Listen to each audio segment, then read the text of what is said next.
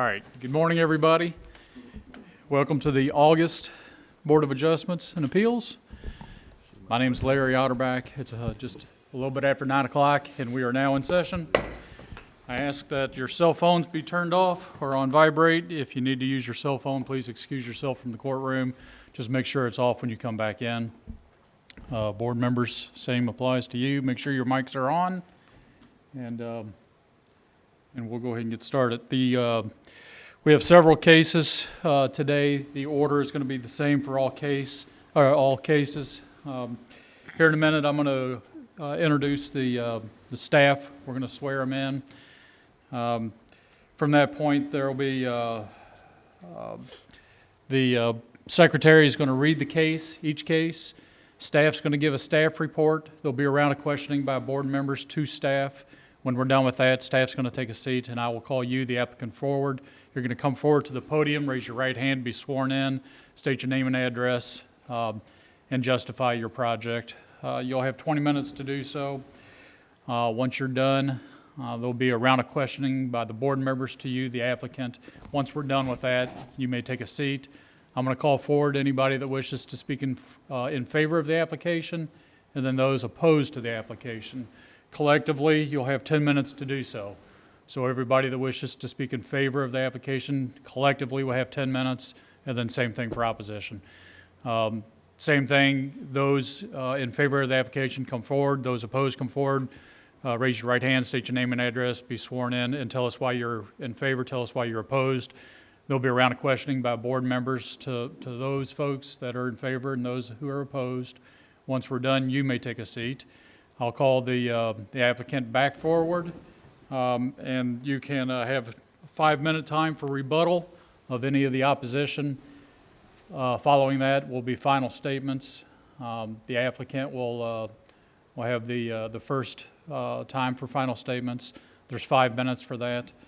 At that point in time, if there's any questions by any board member to anybody in the audience, we'll have time for that. And then I'll close the floor for public hearing, open it up for general discussion among the board members, and then call for an up and down vote. Okay, any evidence that you might have for consideration needs to be presented to me. We'll probably, depending on what it is, but if it's something that we can put on the overhead, we're going to put it on the overhead so everybody can see. Just make sure any evidence that you have, it gets submitted to me. All right, with that, let's go ahead and swear staff in. You solemnly swear to tell the truth, the whole truth, and nothing but the truth. Okay, Amy, do you want to withdraw the last docket, OC 19015? Yes, the docket OC 19015, it was an application for a side yard setback variance for 76 Commonwealth Drive. That has been withdrawn by the applicant. So that is not under consideration. Very good, thank you. And Mike, would you like to read the next one, Yes. please? Docket OC-19-024. An application has been filed requesting a conditional use permit for a non-owner occupied short-term rental property located at 7216 Oregon Creek Road, Pendleton. All right, good morning, Amy Alvey. I'm the Assistant Director for Oldham County Planning and Development Services. As Mr. Riley just stated, this application is for a conditional use permit for a non-owner occupied short-term rental located at 7216 Oregon Creek Road. The property is approximately 67 acres. This is an aerial view of the property. You'll see it there outlined in red. This is the primary structure there. This is the zoning map. Shows the majority of the land is zoned CO1 conservation. It's heavily treed, and then there is some AG1 to the southwest. Oops. There is no previous site history, so this property has not been before the board. So again, the applicant is requesting a CUP for a non-owner occupied short-term rental. History: in March of 2018, the Oldham County Fiscal Court adopted regulations for short-term rental properties. Section 250.050, item A under definition states a non-owner occupied short-term rental is the owner of the property does not permanently reside in the short-term rental or in the principal residential unit which the short-term rental is associated with on the same lot. So the owner, this is not their primary residence. Section 250.050, item B2, general provisions. It says in zoning districts in which residential uses are a permitted use, including legal non-conforming residential uses, a short-term rental of the dwelling unit that is not the primary residence of the property owner is required to obtain a conditional use permit by the appropriate Board of Adjustments. If granted the CUP, the owner must also comply with special standards. The applicant has stated that the home located on the property is a second home that his family uses on weekends and holidays for enjoyment of the farm. The applicant also stated that the short-term rental will not be in conflict with the goals and objectives of the comprehensive plan, as it will benefit the local economy and provide affordable vacation housing and also enhance the agritourism opportunities in the community. That comes from the applicant's justification statement. If you choose to approve the conditional use permit, the applicant will also have to comply with all the other standards in place for short-term rental properties at the time that they would apply for that. This is the entrance into 7216 Oregon Creek Road, so it kind of winds around there. This is Oregon Creek Road here. This is the east view, so this is across the street from the driveway. If you've ever been down Oregon Creek Road, it is rather hilly and heavily treed. This is the north view. So again, this is just looking at the driveway there that circles around. This is the south view. So this is going back towards Highway 42. This is a view from the driveway to the applicant's home. So there's a bridge that crosses the creek to get to the house. This is just another view of the applicant's home. This is a view standing at the bridge looking back out. It says Highway 524. For some reason, I had that on the brain when I did this. It's Oregon Creek Road. And these are his goats. This is the view from Oregon Creek Road, and that same, what the view is as you pass by looking into the property. So in summary, the applicant is requesting a conditional use permit for a non-owner occupied short-term rental property at 7216 Oregon Creek Road. That's all I have. Thank you. Any questions for Amy? Amy, when the pictures we saw, we didn't see other dwelling units anywhere close. How far away are additional? This is the applicant, well, let me go back one more, sorry. This is the home here. The closest one is here. Oops. There's one here. Well, it's not letting me erase. To the north here. Let me use a pen and see if it still won't let me do it. To the north, 7300 at the top of the screen. Right. There is one. This is a barn here, and then the other house sits very far back off the road here. So there's no real, the ones closest to the road are here and here before you get to the applicant's property, but the rest of them are all recessed off the road. Thank you.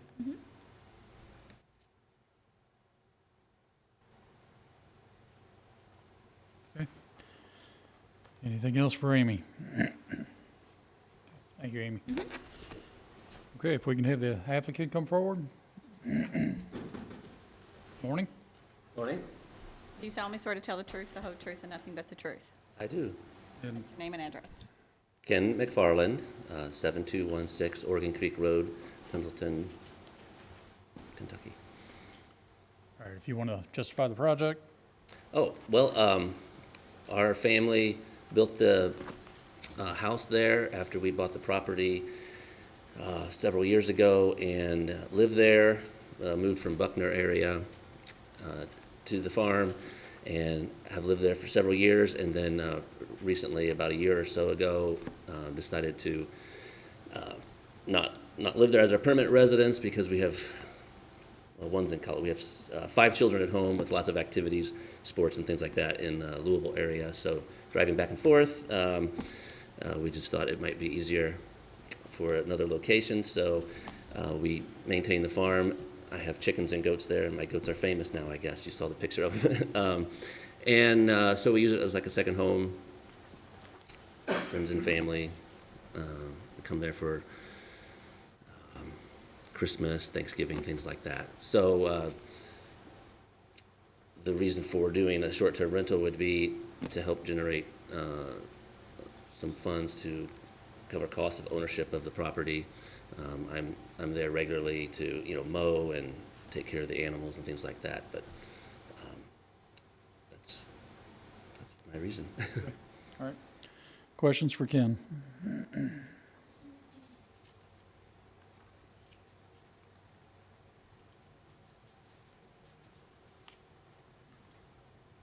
Okay, thank you, Ken. Okay.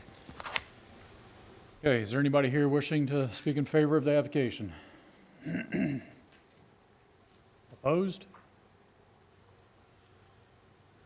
Okay, seeing none, Ken, anything else to add? Very good. Board members, questions for anybody? Okay, very good. I'll close the floor. Open up for discussion.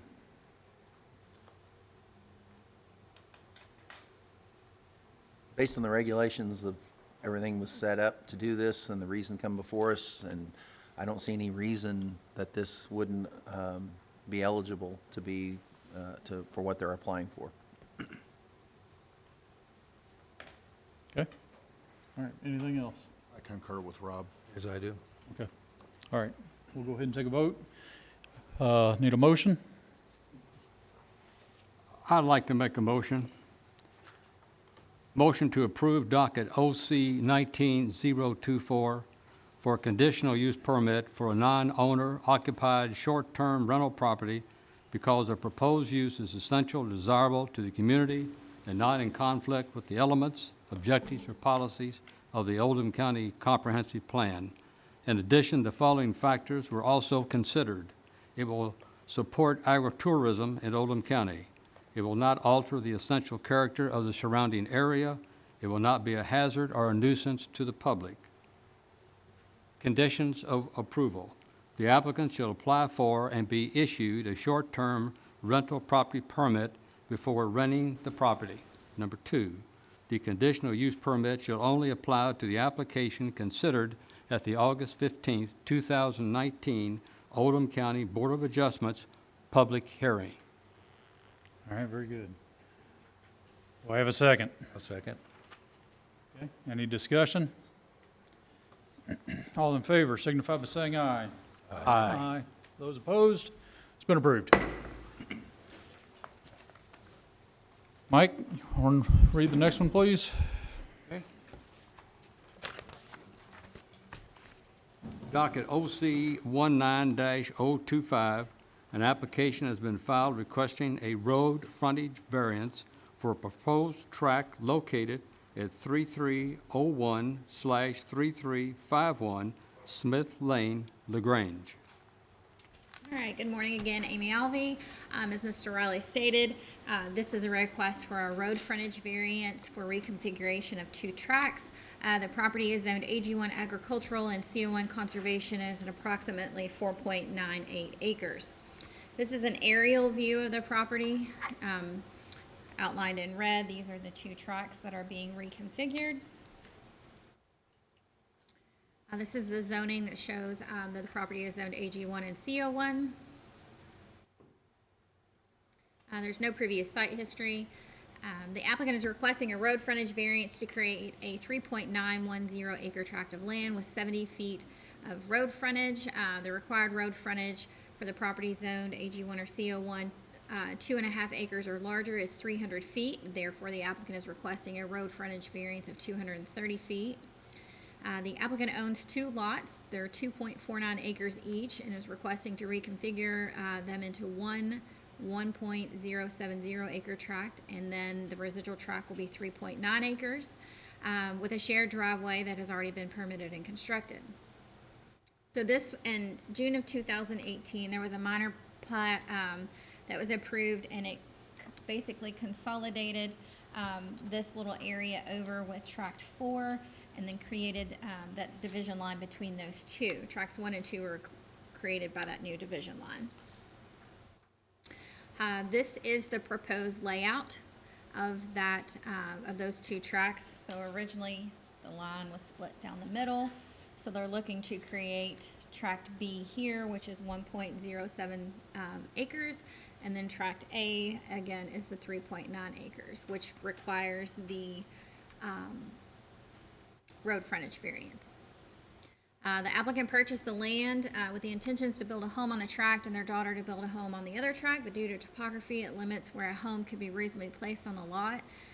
There would also be an unreasonable cost to remove mature trees to meet site distance for a new driveway, as well as construct the driveway through a significant elevated bank. And that comes from the applicant's justification statement. And also, the appearance from Smith Lane would not be noticeable by passersby due to the natural topography and dense vegetation. Therefore, there would be minimal change to the character of the area and neighborhood. This is looking into the 3.9 acre proposed tract. So this is the existing driveway there. This is the west view. So this is across the street. You can see the roadway is lined with trees on both sides. This is the north view, so this is going further back into Smith Lane. This is the north adjoining property, so this is the side yard of this house here. This is the south view, so this is exiting, going back towards Highway 42. You can see it's all the tree lined. This is the south adjoining property owner.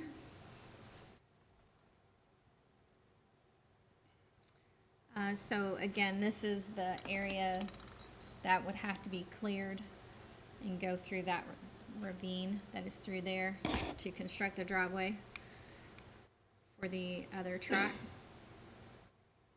So this is just another view looking from across the street into the land. So in summary, the applicant is requesting a road frontage variance for proposed tract located at, the tract that is requiring the variance is 3351, but I didn't want to confuse because we're consolidating and shifting lines and stuff. So that's why there's two addresses. So the required road frontage is 300 feet. The requested road frontage is 70, and therefore they're requesting a variance of 230 feet. So I'll be happy to answer any questions. Walk me through this again. So I didn't catch it, so. Yeah, so this was a track, and drawing skills are not very good today. This was a track. So what this line here was the original property line. So what they did is they shifted the line over and consolidated this 2.2 acres into tract 3 there. And that's basically to keep these two under 2.5 acres, so they both would meet the 150-foot road frontage requirements. That's what I was after. Thank you. Sure. So as they stand right now with the 2.49 acres, they meet the road frontage and they could each have their own drive, or they could even still do a shared drive, correct? Correct. So in the proposal, they're suggesting they continue to do a shared drive. Correct. So the effect here is they could do a shared drive as they currently configure, but the desire then must be for them, one person to own less and one person to own more, is all we're talking about. You may ask that for the applicant, but I think because of the topography, that it's more suitable to build the other home here than here. Plus with that electric easement there. But the applicant is here with their surveyor that may be able to answer that better. Thank you. Could you go forward a couple of, just keep going, I want to see, keep going. You want pictures? Yeah, yes, I Okay. want pictures, yes, thank you. That one's fine.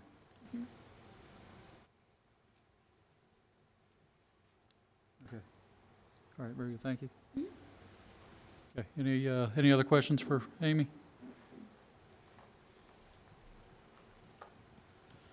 Okay, thanks, Amy. Okay, if we could have the applicant come forward.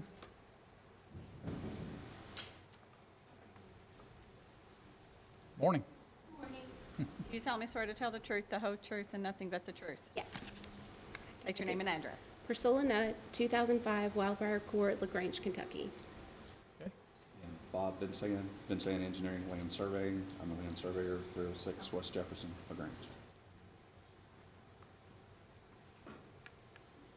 Okay, Priscilla, you want to tell us what it is you'd like to do? So we bought this property together with my daughter and her husband, and we were hoping to both build there, and so we're just trying to make that work.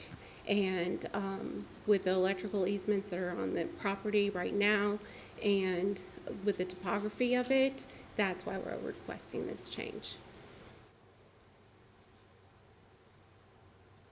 Because it will take down a lot of trees to go if we went to the right, and so we're just requesting to move to the left a little bit for them. Do you have anything that shows the electrical easements and the? It's right there, you can see it on that photo right there, and also the one on the right, that little triangle there on the right. Those are both electrical or utility easements in the property. So that's kind of changing how it is for them as far as how much they have to clear to build. Oh, so you stated trees, and you also stated topography, so is the It's topography? fallen away. So like the left side is high and then it falls away. She can touch the screen, and you can touch the screen and show us where parts that are unbuildable. Well, I mean, I feel like this is unbuildable because back there, there's a dry creek.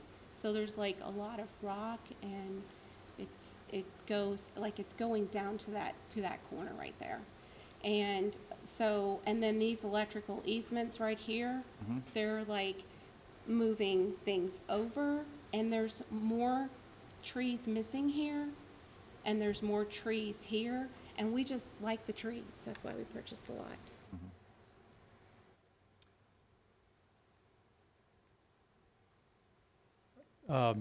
If you could just touch and just generally show me where it is that you'd like to build. We're back here already, myself and my husband, Okay. and my daughter wants to be like towards the front there, like towards the left. So it is your testimony that then that the building you're proposing to go on to track B would actually be, not be on the original tract, it would be crossing or across the line? Yes. That you currently have? Yes. Okay. It'd be very close, like with the setbacks, it'd be right there. So if I'm hearing you correctly, the plan for you and your husband and your daughter and her family still remains intact. Yes. You've identified topography issues and natural terrain issues and things of that nature that are causing this request. Yes. And you still want to move forward with your original plans. Yes. Just within the reason of affordability and what the land permits you to do. Yes. Is that correct? Yes, sir. Okay, thank We've looked for years to find Oldham County property, because my daughter wishes to keep her kids in Oldham County. So, yeah.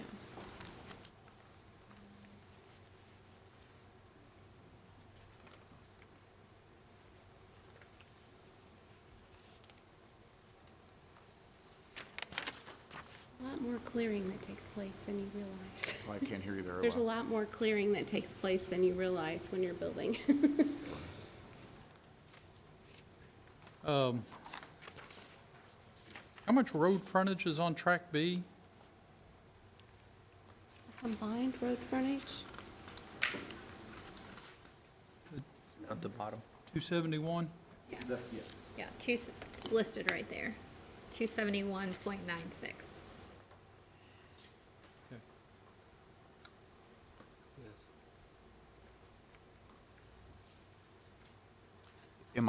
Did I see the images correctly? Is the driveway already in place in the area that is within 70.09? Is that correct? The Yes, drive's sir. already there, and then you're suggesting that that will then be a shared driveway for both tracks? Yes, sir. Okay. But that drive is in place, so that's what we saw in the pictures. Thank you.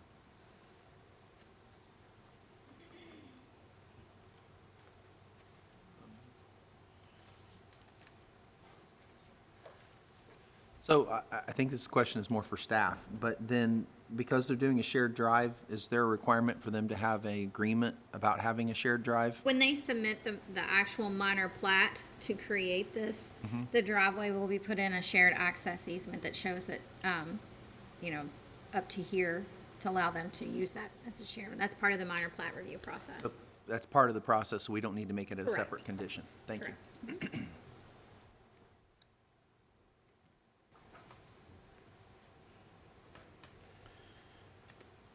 Okay. Anything else?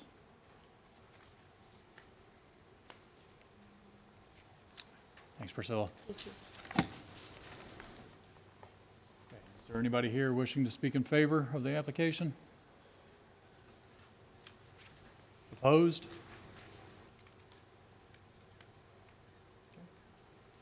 Anything else to add? Questions from anybody? Okay, very good. I'll close the floor. Open it up for discussion.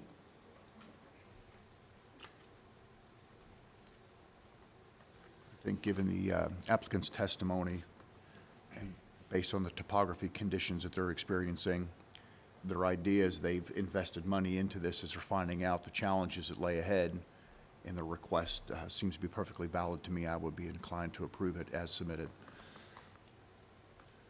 I agree, but Go ahead.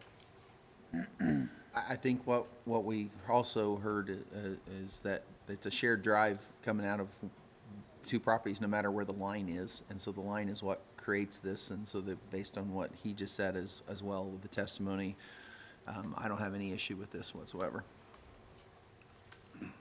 Okay, I'm ready for a motion. Move to approve OC-19-025 for a road frontage variance for 3351 Smith Lane, LaGrange. Because they wanted to build two homes. They've given the testimony of the topography issues. They've also given, we've understand the site history. The variance will not alter the essential character of the surrounding area, cause a hazard or a nuisance, and will not allow unreasonable circumvention of the requirements of the zoning. The conditions of approval is a minor plat application and survey must be submitted to staff for review and approval. And number two, the variance shall only apply to the application considered at the August 15, 2019 Oldham County Board of Adjustments public hearing. Very good. Do I have a second? Second. Any discussion? All in favor signify by saying aye. Aye. Those opposed? It's been approved. Hey, Mike, want to read the next one, please? all right. Docket OC-19-026. An application has been filed requesting a conditional use permit for a detached accessory dwelling unit and rear yard setback for an existing structure located at 2900 Barrackman Lane, Goshen. All right, this is your third item today. As Mr.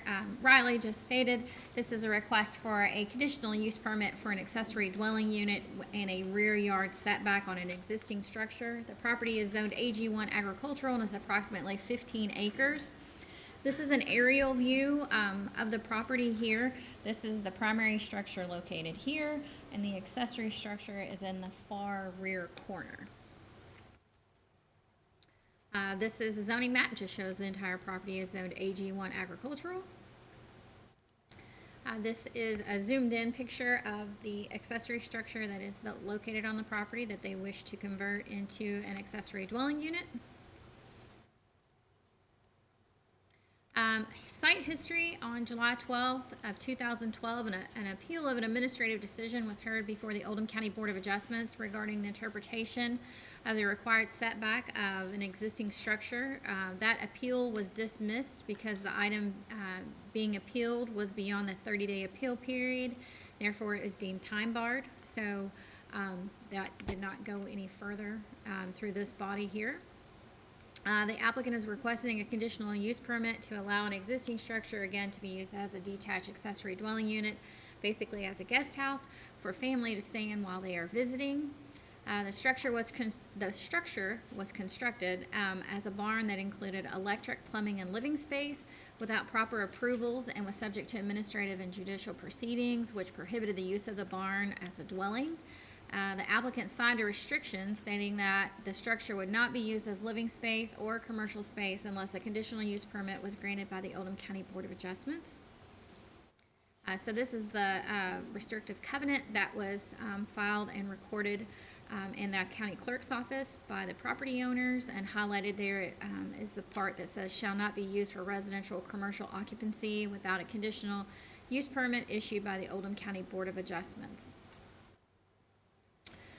So section 250.040 item E states that detached ADUs must meet the setback of primary structures. The subject property is zoned AG1 and required to have a rear yard setback of 40 feet. According to the plan submitted, the structure at its closest point to the rear property line is 17 feet, requiring a 23-foot variance. So this is the site plan and survey that was submitted with the application. Highlighted in green is the accessory structure there. This is the parking area in gray, and it was kind of hard to read once I scanned it, so you'll see the side yard setbacks here, and this is the closest point of the corner measured there is 17 feet. So that's why they're asking for that 23-foot setback variance. So I will not read these verbatim here, but these are all of the standards that are in place for accessory dwelling units under general provisions.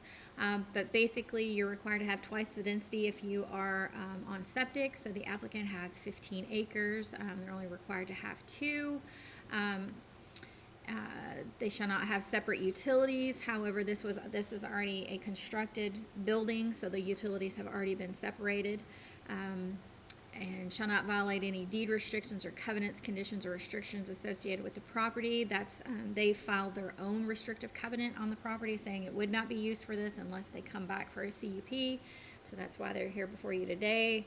And it has to apply with all building codes, health department regulations, and all other necessary permitting. So the applicant will have to apply for permits and have a certificate of occupancy issued if they wish to use this as habitable living space. Specifically for detached accessory dwelling units, again, they're required to get a CUP. That's why they're here before you today. It is zoned appropriately. It is zoned AG1. They have the required minimum acreage, but they are asking for a rear yard setback variance. One of the other conditions on detached accessory dwelling units is that the ADU shall not exceed 25% of the primary structure square footage. The primary home is 9,830 square feet. 25% of the ADU space allowed to be 2,458 square feet. The proposed ADU space in the structure is 2,006, so they are under the 25% that would max that is allowed. This is the floor plan that was submitted with the application. Shows that the first floor total living area or total area is 2301, and the living area, which is on the right side, is 1,148 square feet. This is the second floor. The second floor area is 1,728 square feet, and the living area is 858 square feet. Detached accessory dwelling units must be 5 feet from the primary structure. There's way more than 5 feet in between this and the primary. It does not exceed the height of the primary, and it is not located in front of the primary. According to the applicant's justification statement, that it would not be feasible to relocate the structure to meet the required setback for the ADU. So this is a picture. This is the primary structure that is located on the property at 2900 Barrickman Lane. This is the east view, so this is across the street. This is the north view, so this is looking back towards Highway 42 or exiting towards Highway 42. This is the south view. This is the south adjoining property. So if you're looking at them, this is the property to the left. There is a separate entrance drive for this structure, and it runs along the property line there. So this is just a view of that from the street. And you can see just the little corner of the building there.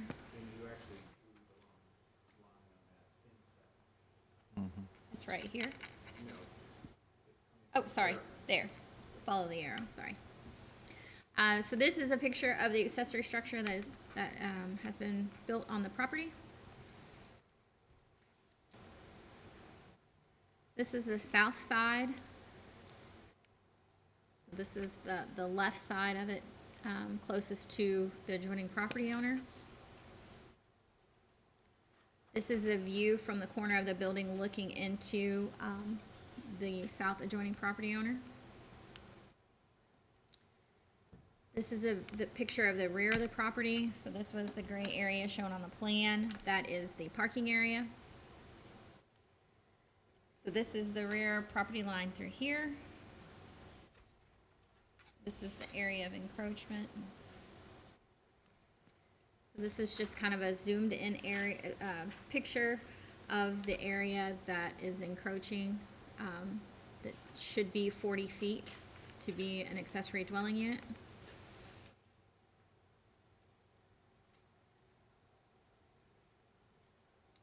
This is just a view from that corner looking back out.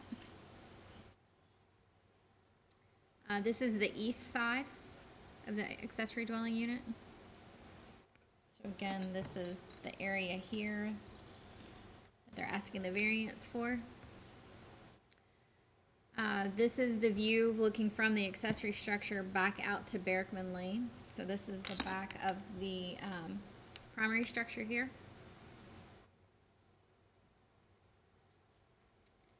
And then this is the view as I was exiting to see what it looked like appeared from Berkman Lane. So this is somewhat in front of the south adjoining property owner's home. So there is the view from Berkman Lane there. And then closer exiting, again, this is the applicant's property here. I lost it on my screen. And that is the structure there. So in summary, the applicant is asking for two items before you today. First, they are asking for a conditional use permit for a detached accessory dwelling unit. They are also asking for a rear yard setback of 23 feet.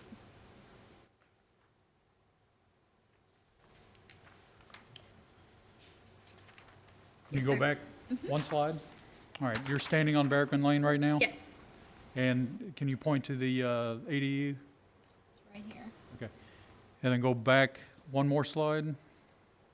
Go on, oh, wait a minute, no, right there. Right there. That's the ADU.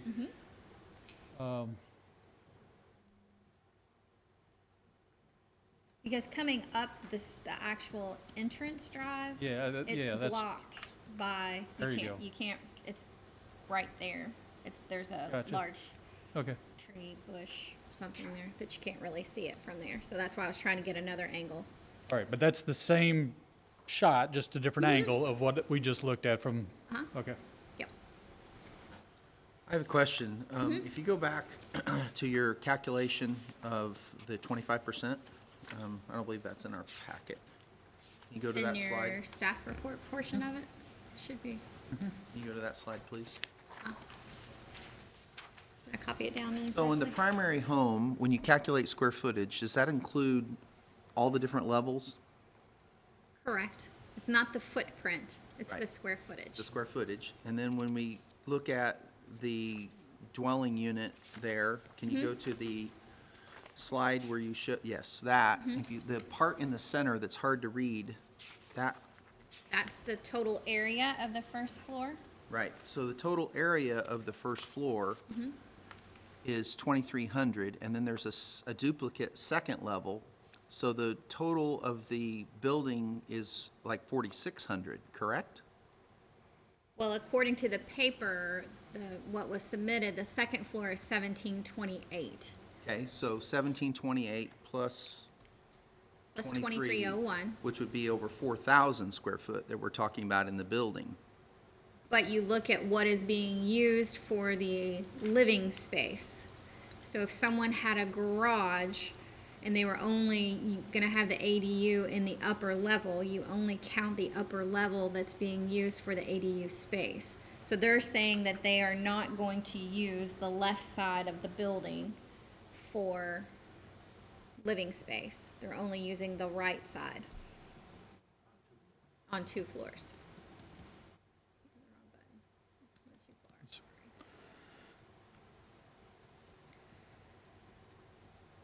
All right, let me get there. Wrong button.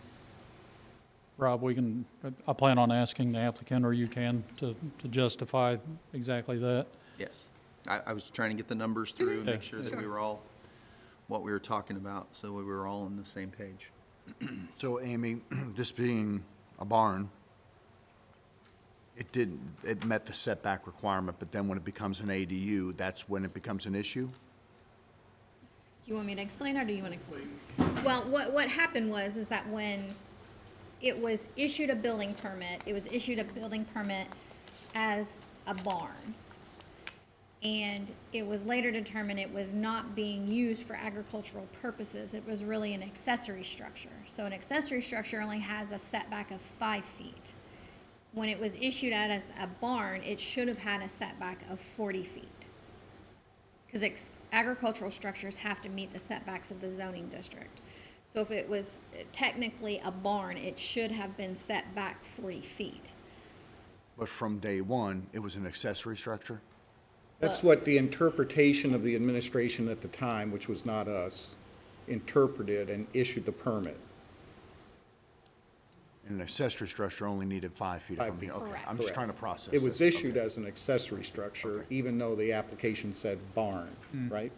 It was issued as a barn As, permit. as a barn, I'm sorry, as a barn permit, but they applied the accessory structure setbacks. For the use. So when the building, so when the building was built, the property owners were working within what they thought was approved and within the regulations. It's not like the building was built and they later found out that they were supposed to get a permit or As a something. barn. Yeah, okay, Right. okay.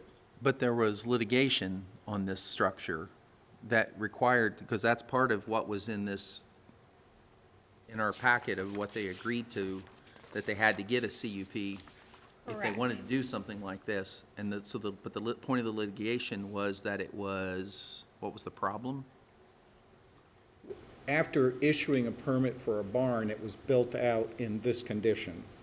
So the owners went and did that without inspections or revising their building permit.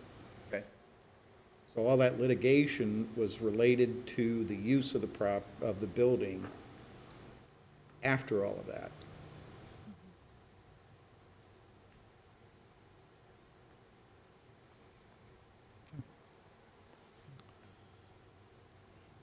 All right.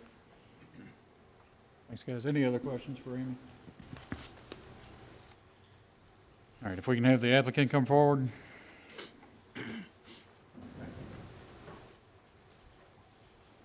Morning, Mr. Chairman. Morning.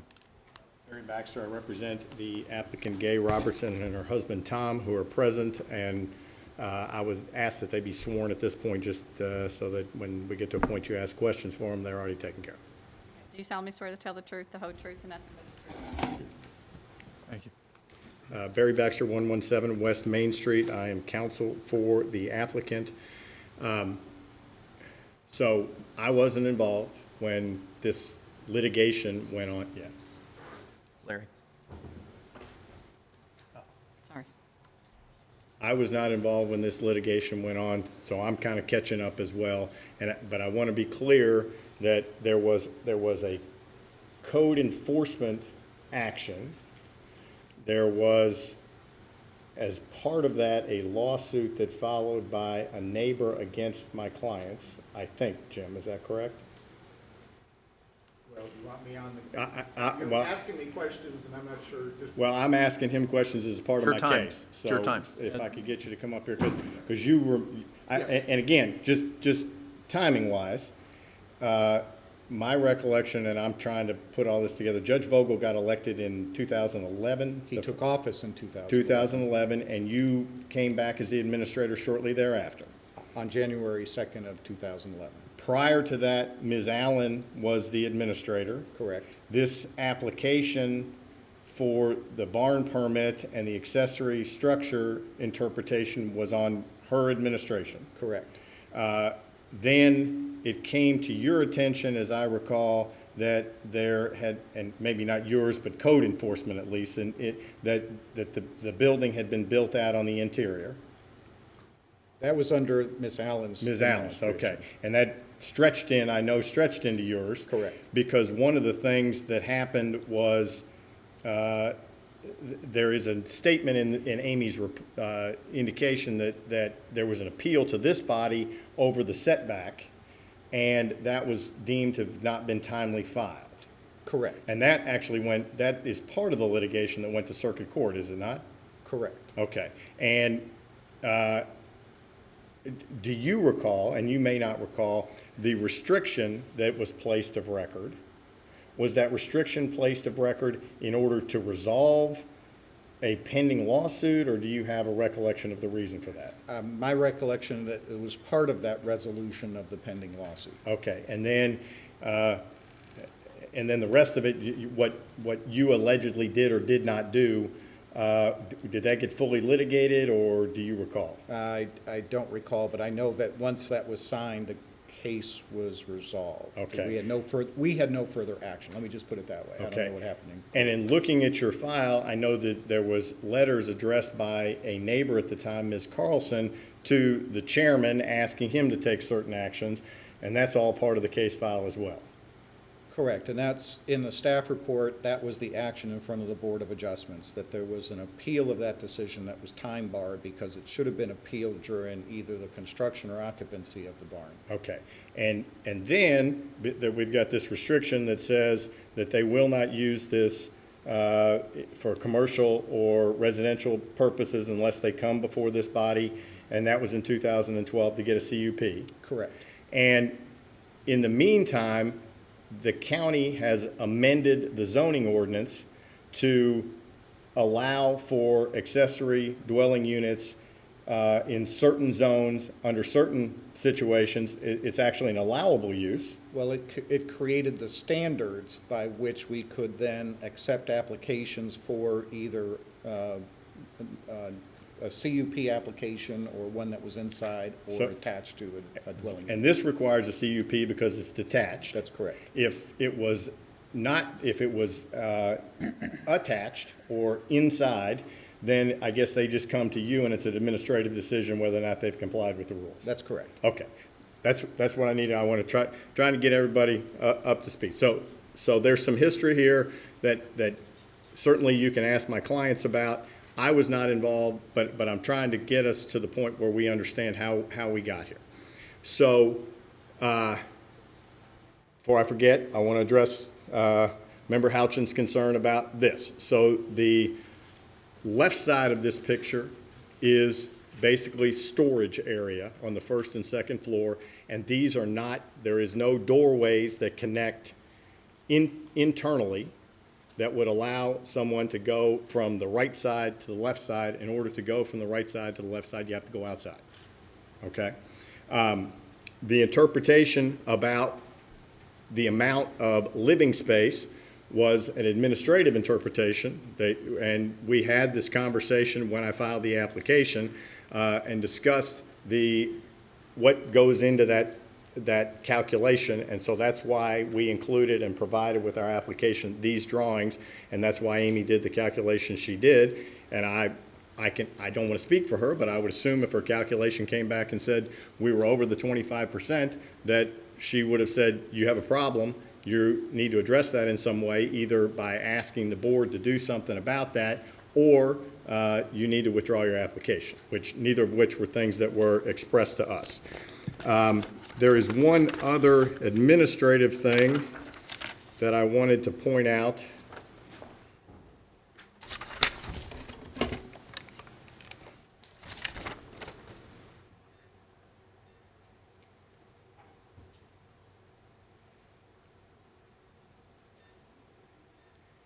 in Amy's presentation, she went through the provisions of Section 250.040 that deal with this detached accessory dwelling unit requirements.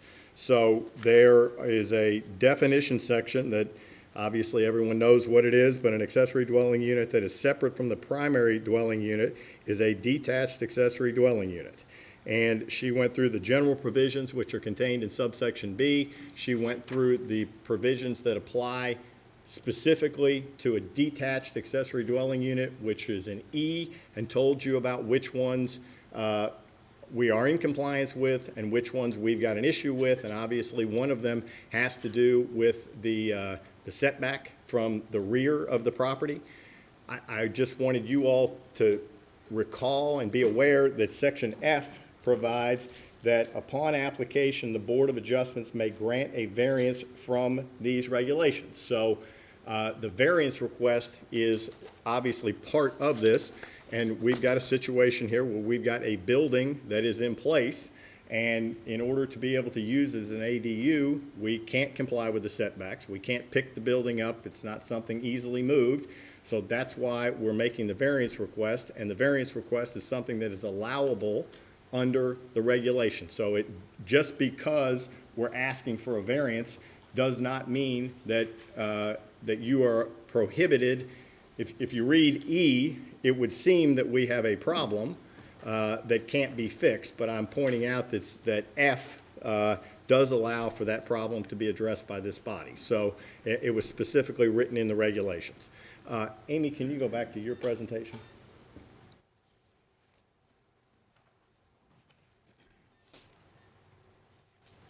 So I think it's pretty clear, but just so that we go through that, this again is where the building is already located. You've seen that on the aerial photograph. We have restricted that to not be able to use it for people to stay in it overnight, and obviously no commercial activity. I believe in your staff report there are proposed conditions of approval.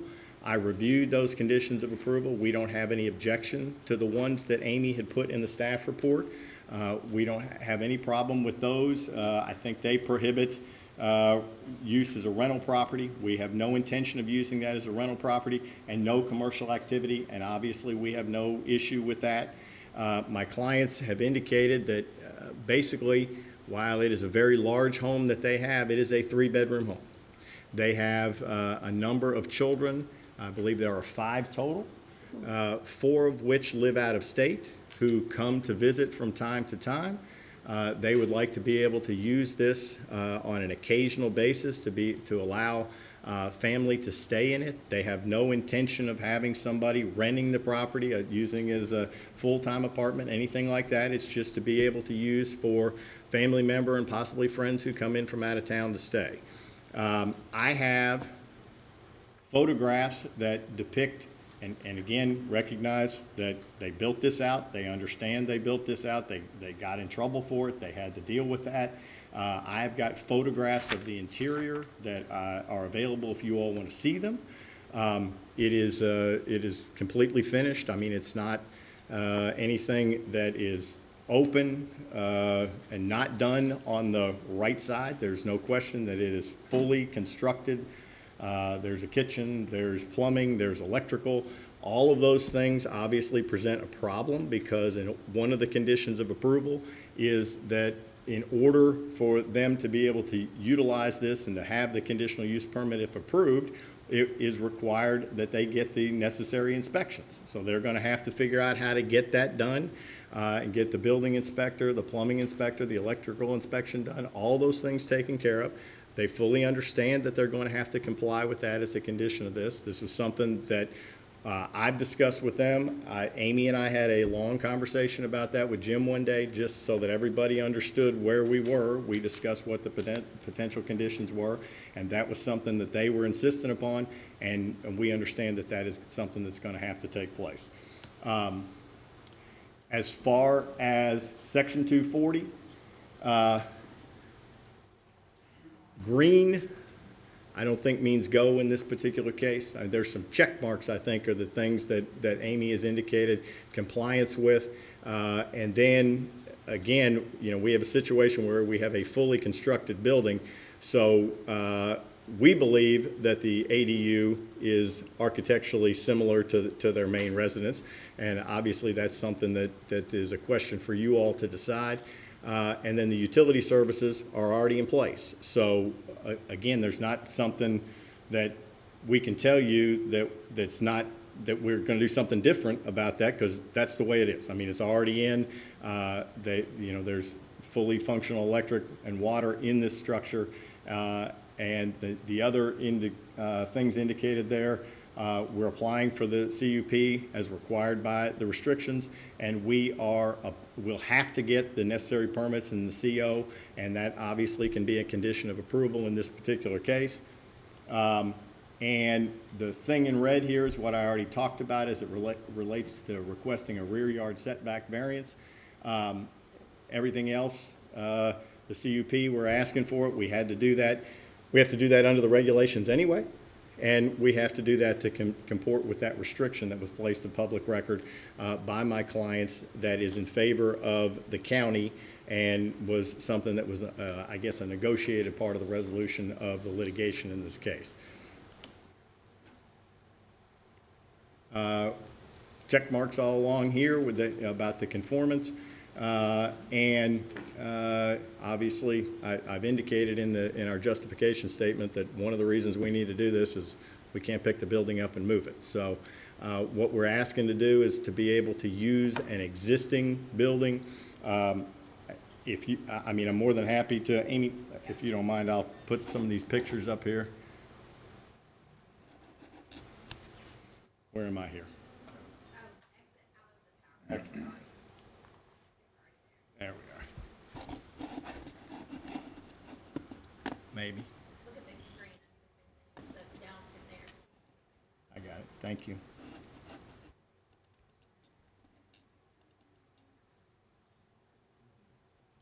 So I apologize about the size of these. These are how they copied onto my computer.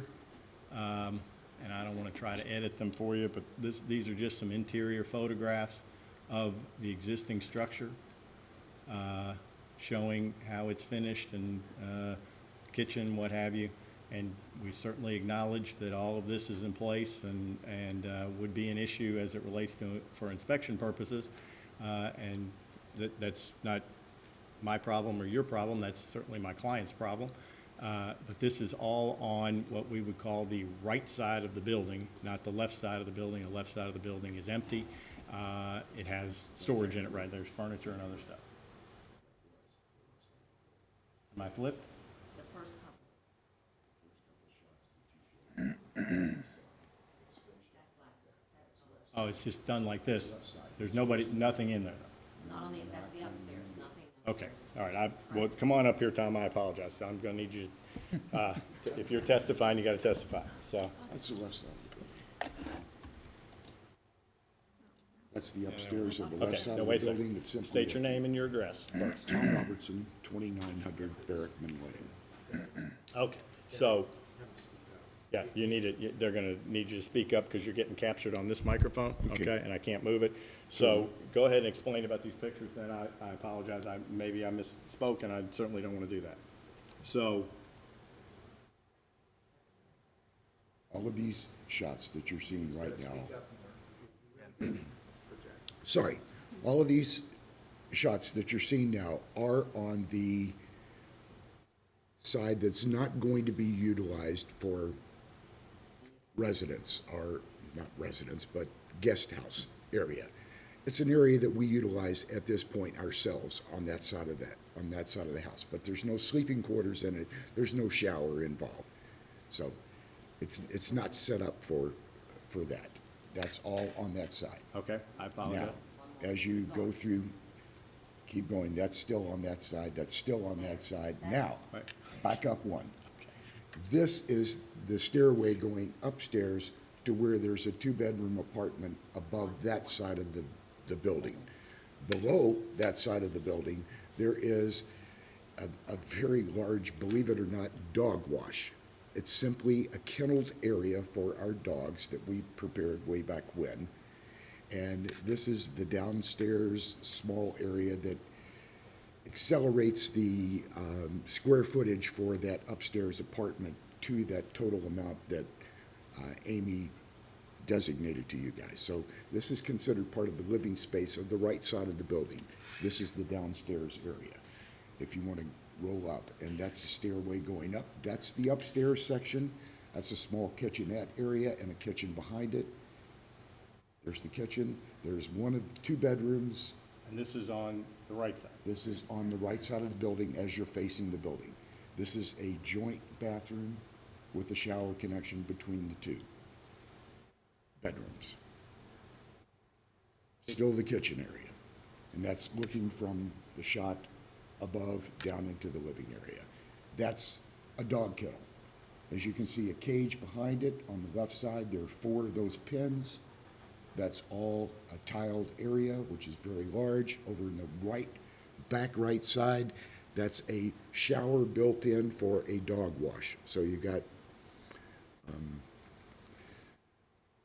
it's all tiled. So that's all I can say. Open area for grooming and everything of the dogs. And there's The biggest dog area. bed there in the back corner, right? Yes, That's it. that's it. Okay. Thank you. And I apologize if I misspoke because I obviously misunderstood. So with that being said, our request is pretty clear. We're asking to be able to use this building as an ADU detached, and we're asking for the 23-foot variance on the setback from the rear property line. And that's our presentation. Thank you. All right. Very good. Board members, questions? Barry, I know I do, and Tom also, I guess, for you as well. Show us the shot again of the stairs that lead up to the side of the structure that's to be used as a guest house. All right. That's it. So what we're looking at here, we are standing in the storage side. No, this is This is the living side. this is the living side. Okay. Yes. And just so we're clear, Mr. Chairman, this stairwell is the interior wall that divides the left and the right. No, this is an exterior wall going up where you see the fireplace. So it must be on the exterior side. So you walk up and then it turns left to go up the steps. And the next shot, I got you. So at the top of there where it's kind of a white area, that's a left turn. that's a left turn, correct. All right. And that How do you goes up. get Hold on. how do you get from one side to the other, living to storage? You must go outside. If you go back to the original drawing that Miss Alvey presented to you, if you look at it carefully, you will see doorways, just little lines pointed out. Those are doors. So there's no door from the interior going from one side to the other at all. And also understand that the area that you're seeing built out, there's an open area between that we utilize to store a lawnmower and garden tools in. But in the inside of that, you can see the doorways on each side of that. But inside of that, that's a 2-story height. In other words, the second story does not come all the way to the front of the building. It's a setback. So, and just so we're answering his question, your sworn testimony is there is no way, this is a solid line, and that's a wall, and there's no doorways internally that exist that allow you to get from the right to the left or the left to the right. That's correct. You would have to go out the doorway that is depicted in this area Yes. to go to this doorway to be able to access the left side. And there's a door on the rear side, if I may. There's a door here as well into this unit from the first floor on the other side. The only entrances are those 2 doors. No, not true. There's doors here across the front. You can see those. But there's no But interior there's no doors. interior door, no. Mr. Robertson, if I understand you correctly, you're referring to this as a storage area, but the photographs that we've seen are completely finished spaces. Does the left side that we're discussing also have a kitchen in it? It has a kitchenette, yes. It has a refrigerator and counter space, yes. So when you're saying storage, I'm thinking we open it up, we see studs and concrete, but in essence, in these photographs that I'm seeing, it's fully finished area, first floor and second floor. Is that correct? That's correct, sir. It was finished from square one. The restrictions that we entered into were because of our neighbor and their complaints and saying that, that it would not be used for living space. So we had to designate, quote, storage. Okay. Needless to say, if any of you have storage sheds, bins, anything like that, you also can go in that and spend time doing whatever you want to in it. Certainly. And if I understood the information we received earlier from Ms. Alvey, when you secured the original building permit, you referred to this as a barn. Was that correct? That's correct.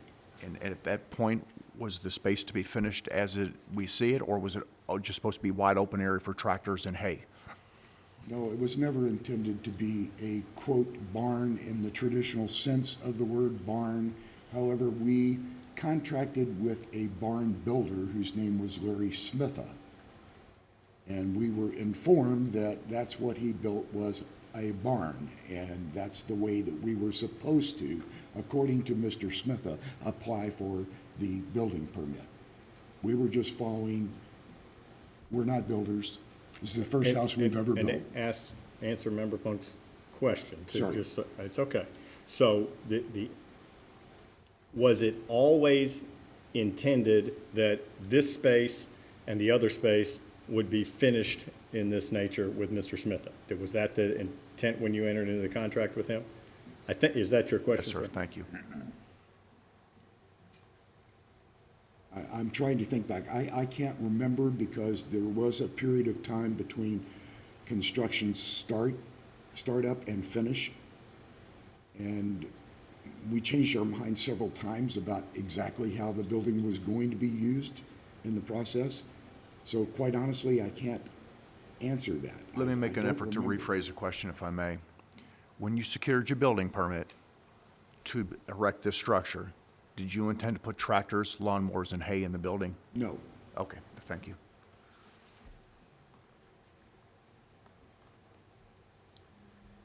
Obviously, the storage side is finished off as it is. Do you ever have intention of possibly making that also living space? No. Usable space for me personally, yes. I have used it in the past. I continue to use it now. But as far as living space is, It's super easy to put a door in that wall, and now you've doubled the size of the ADU. you can make that a part of the condition, sir. I have no intention of doing so. We're simply asking for the structure as is, has been sitting for more than 7 years to be able to allow our children, when they come in with their children, to go out there and spend the night. That's all. Nothing else is going to change. There's nothing sinister. There's nothing planned to change any of the landscape, any of the use of this building in any manner other than an occasional use of our children and their children, our grandchildren, spending the night. That's it. Nothing else. Barry, I don't know if this is within the scope of what we're allowed to ask, and if it's not, you can stop me. What precipitated the legal action previously regarding this building that lands in this case file? Was there something that occurred that has created some level of issue? Am I allowed to ask that question, or am I not? You can ask that question, and I want to be very clear with you because I don't want to misspeak and mislead you in any way. I am familiar with the issue. It involved a neighbor named Doreen Carlson making complaints about the use of the structure, and it went well beyond the usual complaints, I guess, that are given to code enforcement, and it became, I know it was very protracted, and there was a lot of personal attacks that were part of your all's case file on the character of my clients that kind of complicated things. Now, I think that perhaps staff, and I don't want to speak for them either, might know more about exactly what transpired, but I know there was a code enforcement.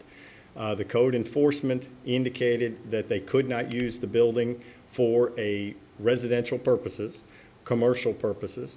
I'm not sure. I think that what happened is there was an issue with the setback, and there was an appeal of that, and throughout that, my understanding is that one of the things that was done to try to resolve this was the restriction that said, hey, okay, we won't, here we go, and this is how we're going to guarantee you that we don't do that unless we ask the Board of Adjustments. I don't think that ended the litigation. I think that there was more that went on between Ms. Carlson or Dr. Carlson and my clients and staff, but again, I was not involved in that. There was a prior lawyer that represented my clients, and Ms. Carlson, as I recall, was proceeding in some of these proceedings as her own attorney. So it's hard for me to, because I wasn't involved, I don't want to tell you something and be wrong, but that's what I understand. We haven't opened the floor yet, so I don't know if Mr. and Mrs. Carlson's in the courtroom yet. I'm being told no, but I'm sorry, I'm kind of derailing us a little bit. I have a follow-up question if you're done. So, based on your testimony, Mr. Robertson, that there was a mess up with your builder handling, you trusted him to do what you were doing. So what was the original intent for this building? What were you trying to accomplish? Again, original intent changed somewhere along the line of building it.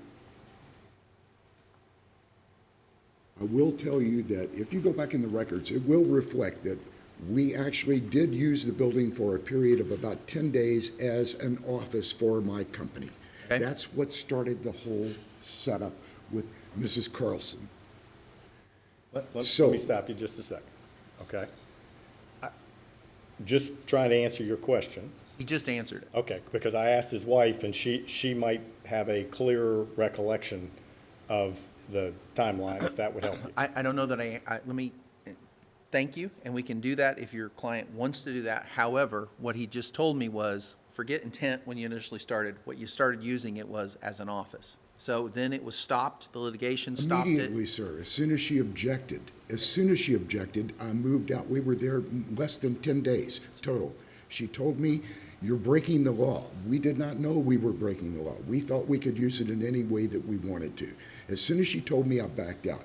However, I would like to give about 30 seconds to this panel of my introduction from Mrs. Carlson. But may I interrupt you, because I don't think that's the line of questioning I'm trying to go after, and I'm not sure that it's relevant for what I need to do to make a decision before or against this case. So I would prefer to say then what I think I'm understanding is you got into a bad situation. We can talk about intent and how you got there, but you got into a bad situation where you have a very nice structure, and you're trying to come up with a way to use it, and this ADU seems like a decent way for you to use it, is what I'm seeing in this application as the bottom line. Is that a fair representation of what you're trying to do? That is a fair representation, Mr. Halchins. And Yes. obviously, the change in the ordinance Allows us to allowed make them. Facilitates that, which is Facilitates where- them making this request, yes, sir. That's where I was headed. Correct. Thank you. Correct. That's the only questions I need answered. Thank you. Anyone else? Not trying to shut down. I'm just saying, for me, that's what I needed to ask about.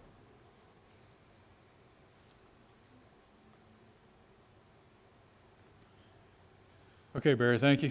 Thank you, Mr. No, Chairman. I guess I do have one more question. If we were to approve, we asked the question about whether it would be allowed to have or whether it would be, I'm not sure what the right word is. If you would object to having a restriction to not put any doors between the two sides, and they said that was already stated. And then there's I think it is also because of the distance, that's why you could ask for separate, because the ADU said you don't have separate utilities, but it's quite a distance between the two buildings. How big a distance is that? My guess is approximately 100 yards, Okay. at least 300 Thank- feet. Thank you. Okay, And I apologize, I that's all right. thought I had a plat. I don't have a plat of the entire property. I only have one that shows. I'm asking for an estimate, and that's fine. That answers my question about, because we don't need to waive that. That's just an understanding that we have as part of our question. Thank you. Tom, if you can come forward again. Certainly. This is a CUP for an accessory dwelling unit. You've, per your testimony, you have stated that occasionally kids, grandkids come use the ADU. What is occasionally? What are you thinking? What do you have in mind? I would like to extend that to friends too, because I have a very good friend that I've known since the age of 8, which makes 63 years now, who comes up twice a year from Florida, who stays 4 to 5 days twice a year. Our children in the past 5 years have probably been here a total of once to twice a year. So putting everything together 4 or 5 times a year for less than a week in each instance. That's the occasions that we're talking about. All right, so just to clarify, occupancy 4 to 5 times a year, less than a week for duration. Yes, sir. Okay, all right, thank you.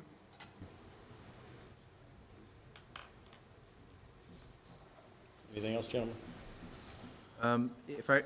Earlier in the testimony then, it was that there is no intent to rent this out to anybody else? And it can be restricted. And we that they can put that Yes, as a restriction absolutely. without? Absolutely, sir.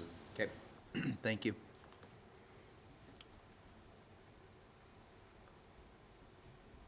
Thank you, Barry. Thank you, sir. Okay, is there anybody here wishing to speak in favor of the application?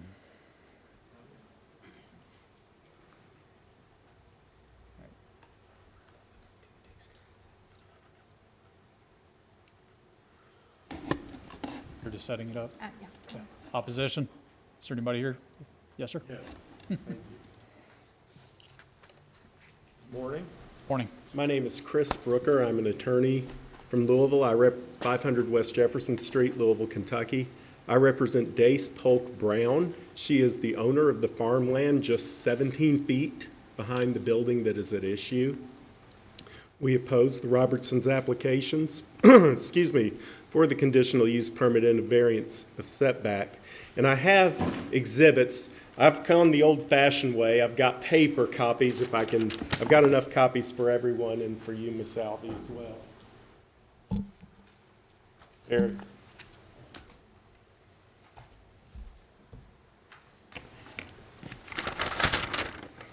And I've tabbed them as well, hopefully to be of ease to everyone as we walk through these. So as you got from the initial testimony and the testimony in support, there is quite a history to this building. My client, Ms. Brown, is relatively new. She was not an owner of the property behind, I believe, when this building was built. But it is clear from the records that this building was built, approved to be built, as a barn. If you look at under the tab, applied to build barn, you see the building permit. It says farm exemption. That's on the first page I'm looking at. And if you turn the page with me, you see the layout. I believe that's the first floor. It says barn only. No bedrooms shown on drawings. If you turn the page with me to the second page, I believe that shows the upper level.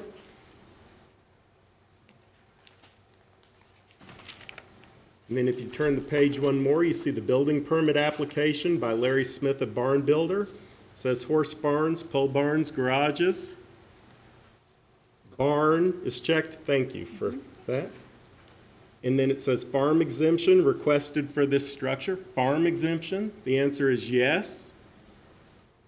And at the bottom it says total of 3,816 square feet. Signed by, I believe that's Ms. Robertson on 9809. Now, after this building was built, it was not used as a barn. If you turn to the next tab, Robertson's, and they talked about it today, they used the barn as an office. There was a notice of violation issued on June 18, 2010. Oldham County Planning Development Office was contacted regarding a complaint and received a petition regarding the operation of a business office in a pole barn on the property at 2900 Brickman Lane. Testimony today is they stopped using it as an office, but then they started using it as a residence. They rented it out. And if you will look at the next tab, it says Jim Urban email. There's an email from Mr. Urban. This is dated Thursday, October 27th, 2011 at 3:46 p.m. to Michael Teig. Mr. Teig was an attorney representing the Robertsons at the time, before Mr. Baxter. And Mr. Price, I believe, represented the Carlsons at the time. I was not involved at the time, like Mr. Baxter. But this letter is of record. Mr. Urban said to Michael and Glenn, I'm reading from the highlighted portion, I completely disagree with occupancy of the barn by anyone for any reason. A business operation is clearly not allowed in our zoning ordinance in an AG1 zone. For someone to reside there is completely outside all imagination. The building plans submitted did not show any bedrooms. Remember, Michael, the real plans, and that's underlined, submitted and approved by this office were for a barn with an initial note by Gary Woods that there were no bedrooms. We saw that earlier. For you to advise your clients that they are legally occupying that structure is not what I expected from you. He goes on to give a number of reasons, Mr. Urban does, and at the bottom says, finally, I can go on with many more examples to support my position that the use of the barn for any other purpose than storage is illegal. Please advise your clients to cease using the accessory structure, the barn, for living purposes. So that's the history of this, which is followed up by the restrictive covenant that you've seen, that I believe was presented earlier, but I have a copy of that in this exhibit book as well, the Declaration of Restricted Covenants, that the owner declares and publishes that the secondary building located on the property shall not be used for residential or commercial occupancy without a conditional use permit issued by Oldham County Board of Adjustments. That's what I understand helped at least bring an end to all the litigation that happened before. So that's the history. Well, let's talk about application of the zoning ordinance. There are a number of the subsections of 25040 that the current application for a conditional use permit violates. First, let's focus on 250.040E5, which is accessory dwelling units shall not exceed 25% of the primary structure's square footage. There was some discussion about that earlier today. Well, the primary structure square footage, if you turn in my exhibit book to what is Realtor's description on Realtor.com. So the Robertsons put this house on the market back in 2016. And the Realtor's description from that attempted sale lives on the internet. I found it yesterday. And if you look at that, that's the 2900 Barrickman Lane, Goshen 40026. You see at the top of the second page, if you're following me, this is where we are right now. 9,830 square feet. That comports with what we heard today in the direct testimony. But look at the bottom, the highlighted portion. Here's an additional 4,000 square feet not counted in the listing in an additional building at the rear corner of the property. It's finished off like a house throughout. Now, we've had some discussion today trying to cut and parcel this to try to meet that requirement that the auxiliary building be less than 25% of the primary structure, that the accessory dwelling unit be less than 25%. But what we're talking about here is a 4,000, or to be technically correct, 3,816 square foot structure that has all been finished off like a house throughout. But a picture tells 1,000 words. If you look under the tab, Pictures of the Barn, published by the Realtor, there are a number of pictures that I've included that I got off the internet from Realtor.com, starting with this one. This is, as you can see, the primary residence and the what they want to have deemed an accessory dwelling unit. And if you just keep flipping, thank you, Miss Alvey. There's the accessory dwelling unit. It is a long, long way from that primary structure. And if you just keep flipping, you start to get to the interior. And the realtor was right. It's all finished off like a house. There's one staircase showing, so you're looking at downstairs area with a dining table, all finished off very nicely. You keep flipping, you see a kitchen. Keep flipping, you see a bedroom in a barn that was supposed to have no bedrooms. Keep going, you see a kitchen, a dining area. And then you get to the second staircase that we've seen. So at least where both of the staircases are at the downstairs, we've got finished off house-like structure. This whole structure is 3,816 square feet. It is a clear violation, or it doesn't comport, I guess, with the requirement that the accessory dwelling unit be less than 25%. Now, there's been representations, well, we're not going to use part of it, that it's a kennel, and we're not going to put a door in there. There's no way to enforce that. What we're talking about is the whole structure, and the whole structure violates the 25% rule. Now, that's just the 25% rule. 250-040B6 says accessory dwelling units shall not have separate utility services from that of the primary structure unless necessary to meet building or electrical codes or required by the service provider. It's been admitted on the record that they have separate utility service. There's been no testimony, there's been no proof that it was necessary to meet building or electrical codes or required by the service provider. So this application violates that provision. The third, it obviously violates the minimum setback requirement. Fourth, it must maintain, this is 250-040, and I see I'm about out of time. I would ask for some permission for an extension to go a little longer on this. There may be other people who have a response, and I know the primary case went a lot longer than 20 minutes. Board members, can I have a motion to extend? We have to define it by how long? Define it, yes, please. I would ask for 10 minutes. I will not take it all. I don't know if there's someone else who would want to speak, and I want to give everyone a chance who might want to speak. So moved that we extend by 10 minutes? Do I have a second? A second. Discussion? All in favor signify by saying aye. Aye. Those opposed? 10 more minutes, please. Thank you, board. Wait a minute. Hang on, Chris. It says 10 here, okay. Go ahead. So we've talked about the 25% requirement. We've talked about the separate utilities. The third requirement under 250-040B5 is that the accessory dwelling unit must be designed to maintain the architectural design, style, and appearance and character of the primary structure. Again, pictures tell the story. The architecture of this, quote, barn, unquote, is completely different from the stone architecture of the primary residence. They look nothing alike. The barn is red wood. The primary residence is stone and marble.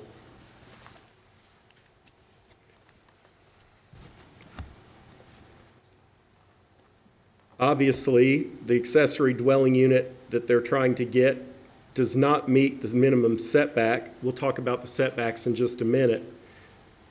But finally, if you look at the definition of accessory dwelling unit in 250, this is the primary definition of accessory dwelling unit, is that it's a living unit located on a residential lot with a primary unit / structure subordinate in scale and use to the primary unit structure. I submit to this board, there's nothing accessory about this second structure.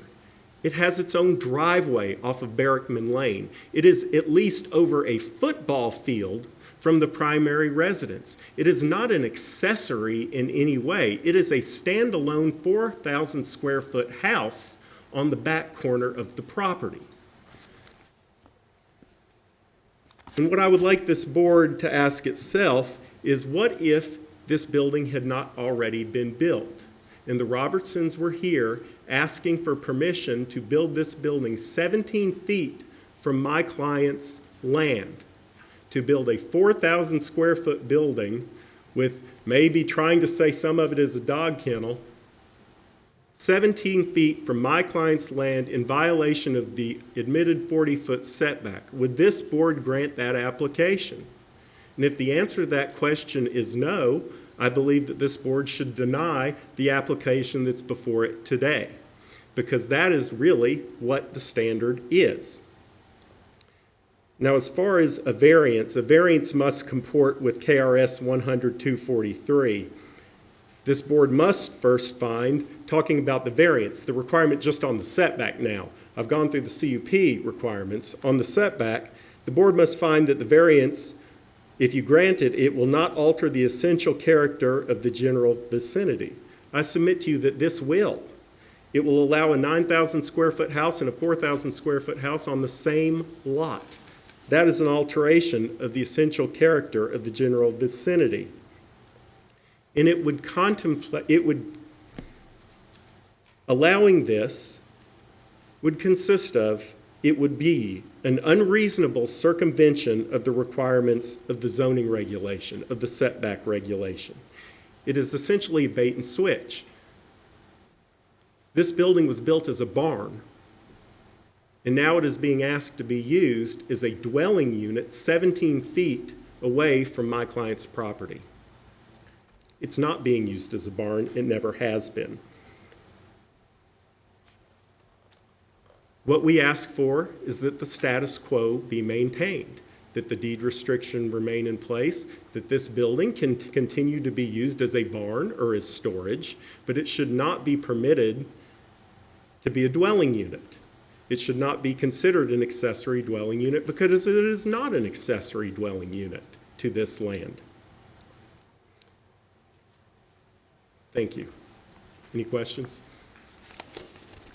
Mr. Brooker, is that correct, Mr. You Brooker? want to wait because their clock's running. You want okay. to wait till Okay. everybody gives Very their good, very testimony. good. Thank you, Amy. Thank you. Maybe just pause it, Shelley, for a second. All right, Chris, you may take a seat. Thank you. Anybody else here wishing to speak in opposition to the application? Okay. Ron, you had a question for Chris? I do. Yes. Mr. Brooker, is that correct? Yes, sir. Okay. Do you have, or can you show me an image as to where your client's dwelling unit is in correlation to the CUP in question? I don't have one, but maybe Miss Alvey does. What was your name again? I'm sorry. I'm Chris Brooker with an R, Brooker. Okay, thank you.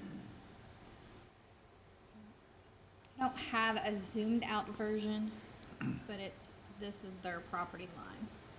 They own this tract. If you give me a second, I can get it for you. It looks as if your clients may have some ability to shed light on that for us.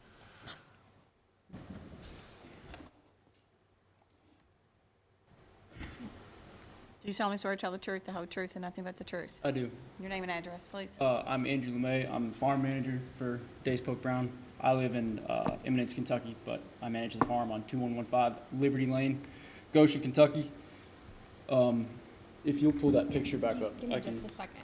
Shelley, stop the clock for just a second. Let me.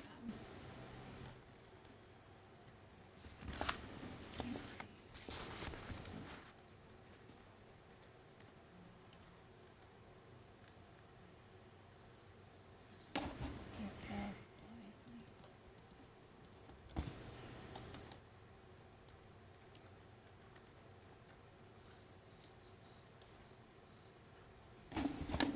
Say if you have Google Maps, I can.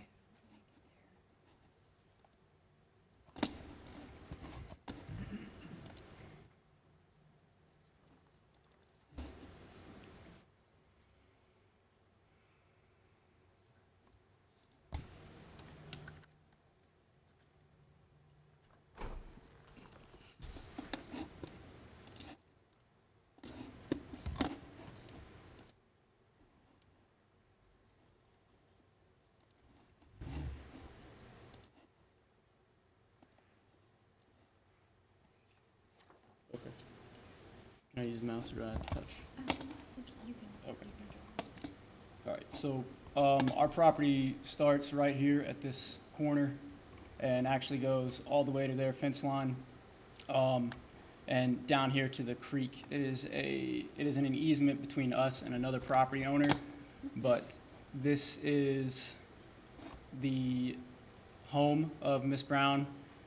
This is the shop where all of the agricultural processes take place. And this is currently my 18-acre soybean field and my 35-acre soybean field. So our property connects all the way to their fence line. Thank you. Thank you. Thank you. Any other questions for Chris? So, on your argument about the variance of the building is there, and if we deny this today, the building will not move any farther away or closer to, nor be torn down from that.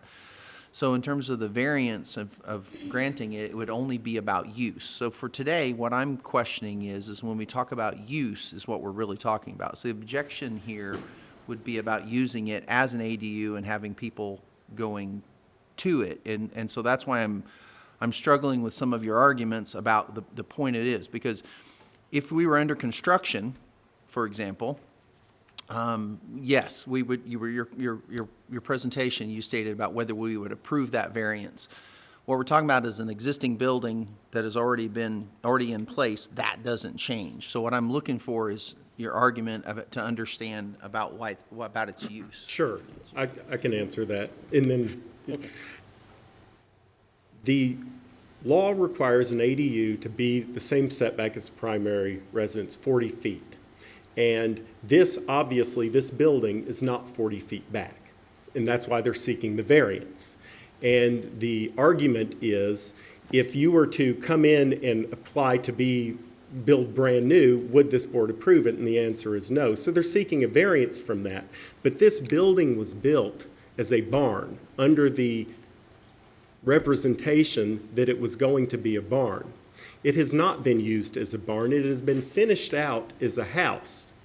And that is in violation of the requirement that any dwelling unit, whether it be a primary dwelling unit or an accessory dwelling unit, be more than 40 feet back from the line. And so what they're essentially seeking here is forgiveness of a violation that has already committed, as opposed to permission, which they are required to seek in the initial instance anyway. And so that's my argument, is they've already built a dwelling unit within the easement before asking this board for any permission to do so.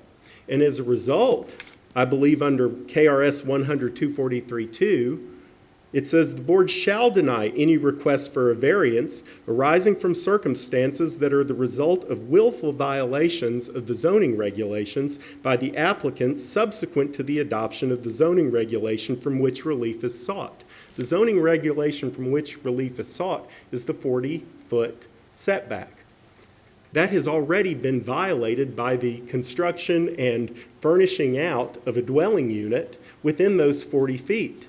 Now what they're seeking is essentially forgiveness or blessing of what is already a violation of the setback rule. If I could answer your question too, board member, how the building is already there, but how it being used as a dwelling unit would affect. So we are trying to move towards a more sustainable and organic agriculture, and part of that means that we had the Kentucky Central Fish and Wildlife Biologist come out and advise us on how to do that. So as you see right here, these two fields are monoculture, they're soybeans.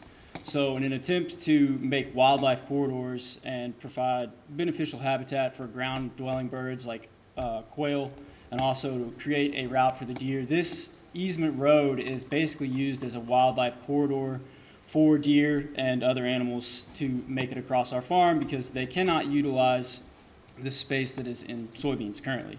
So by having people live in that house would further disturb and disrupt our use of the land and the way that we try to manage it. I don't know if that answers your question. All right. Based on your testimony to not be used as a house, which the applicant has said will be used intermittently and periodically, at this point in time, if we don't grant this, there's nothing stopping them from going out there and enjoying that home on a daily use basis, or the structure we'll refer to it as, on a daily use basis.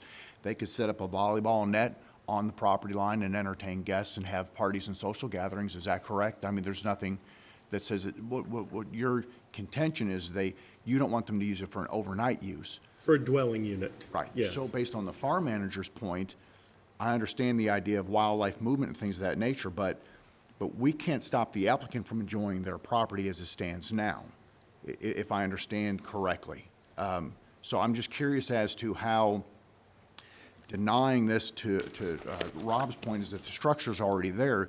The property owner can still utilize their property as they see fit. If they wanted to entertain guests, have softball games on a daily basis out there, would that not also have an effect on wildlife movement and activity? So I'm trying to connect the dots on your point as to not using the structure. Well, perhaps, but they could use it as a volleyball, but you cannot use it. Mr. Brooker, I believe. Oh, I'm you've sorry. got Go ahead. a Client wants to speak. If Yes. you can We be have a sworn time in. issue. We have a time issue. Well, we are in the questioning period. So Ron, are you asking Mr. Brooker this question? Or if this gal can help me understand the wildlife concerns with the applicants, their ability to enjoy their property. I'm curious as to how one doesn't All affect right, let's get the you other. sworn in and get your name and Do address. you solemnly swear to tell the truth, the whole truth, and nothing but the truth? I do. I need your name and address. Dace Brown, 2115 Liberty Lane, Goshen, Kentucky. You'd have to step closer to Yes. Dace Brown, 2115 Liberty Lane, Goshen, Kentucky. Okay, if you could answer Mr. Funk's question. Okay, well, along with the wildlife thing, one of the things that they're doing currently is coming alongside our fence and mowing the grass without coming to us and asking if they can do that. So they actually mowed down our grass without our permission. It is not 10 feet tall pokeweed. It's really nice, good grass for quail and dove and all sorts of things. But the other concern of ours is that when they originally built that building, they have geothermal wells actually on our property. And I don't know if they're capped or what, but the utility thing. Mr. Chairman, point of order. I mean, there was a question asked. This is not responsive to the question. Thank you, Ron. Obviously, there are things that could be done if my clients are encroaching on their property outside the scope of the hearing that we're here about. I would ask that she respond to the question that was asked. You know, they had an opportunity to present their case, and now they're adding new facts and information in response. Thank you. I will respond to your question directly, yes. There is a restrictive covenant in place that the building that we're talking about shall not be used for residential or commercial occupancy. It can be used for storage. It can be used for other uses along those lines, as a barn could be used. That's what it was built as. And that's all we're asking, is that that be preserved. Could you use the barn? Could the use of a barn disturb wildlife? I assume it could. I can't say that if you drive a tractor up, a deer's not going to run away. That could happen, for sure. But what we're talking about is the use of this structure. And what we're saying is that the restrictive covenant that is in place should remain, and the nature of this building should not, the use of this building should not change from what it is today to the future. Can you put this on the, can you refer to that restrictive covenant? Can you please put that on the board? Yes, Either sir. out of your I'd be packet happy to. or mine.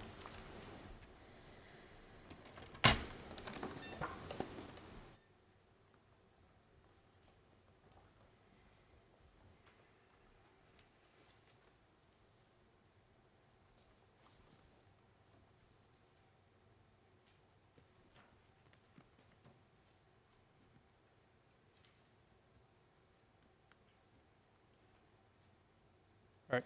Any further questions for Mr. Brooker? Give me a second. I want to read it in its entirety.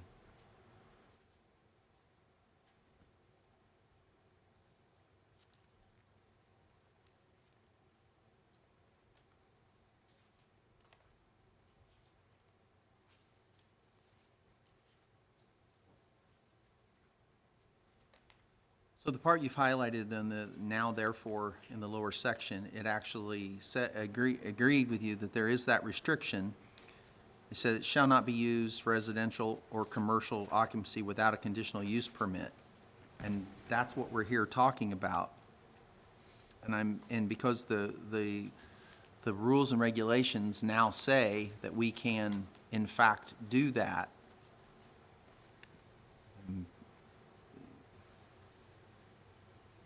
I'm trying to That is attach your correct. argument. You are correct on that. But to do that, the application has to comply with 250-040 and all of the various requirements therein, such as the 25% rule, such as combined utilities, such as architectural consistency. It needs to actually be an accessory to the primary structure, and that's what we are saying, that's what we are arguing. Is there now an ADU provision in the zoning ordinance? Absolutely. But what we're saying is that this building does not comply with the requirements necessary in order for that to be approved. If you go down the list of requirements in 250-040B6, you don't check all the boxes. There are a number of boxes that are not checked with the application that is before this board. Thank you. Further questions?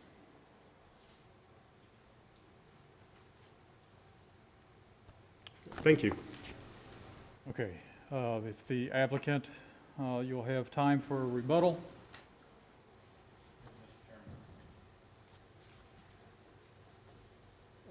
In the information that Mr. Brooker provided you, he points out that a realtor who is trying to get a sale has listed this on Realtor.com, and he's underlined what he thinks is important, but what he failed to read to you is the rest of the sentence that's underlined.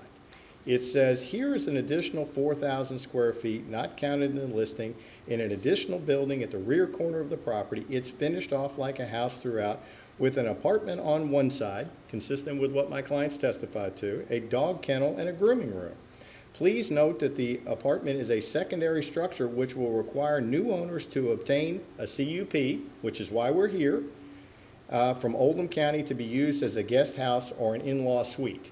So Mr. Brooker wants to ascribe this nefarious intent to my client, but he's not letting you see the full picture when he doesn't point that out to you in what he presented to you. So it's important to know that all of that information was available to the public, and those representations are consistent with what has been represented by my clients to this body today.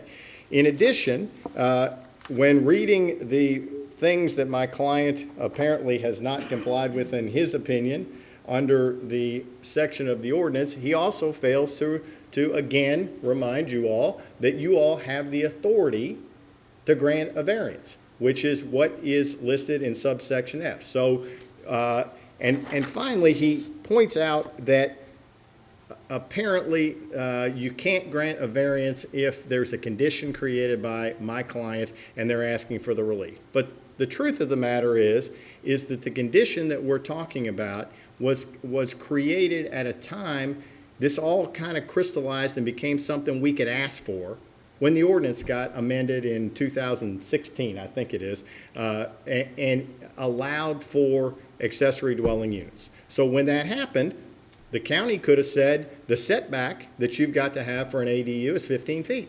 They could have said it could be 5 feet. What the ordinance says is you got to have the same setback as what the primary structure would be required in the zone that you're asking for it. And so that's where the 40 feet comes from, and that's what necessitates us asking for a variance, because when the ordinance was adopted in 2016, it said this is what the rules are. This is what you got to ask for. This is how you got to deal with it. We have an existing structure. We all are clear that it's there. It isn't moving. It isn't going anywhere. It's going to be there whether you grant the ADU or not. It's going to be, I guess, visible from Mr. Brooker's client's property. Looks like a long way to me, a couple, 300 yards. It's going to be very difficult to see. It was there when she bought the property. It existed at the time. The conditions all existed at the time. So I'm not sure how anything is going to change beyond you all allowing this use or not allowing this use, and how that's going to affect the person that is complaining about what we're asking for. So that would be our response to the arguments raised by Mr. Booker. Thank you. Thank you. Okay, rebuttal by the opposition.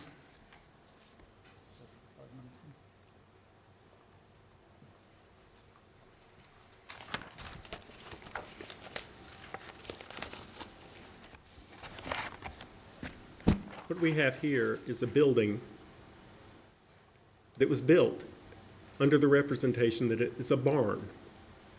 Since it was built, it took on the use of an office, which was then prohibited, and then it was finished out as a house within 40 feet of my client's property, in clear violation of the 40-foot setback rule.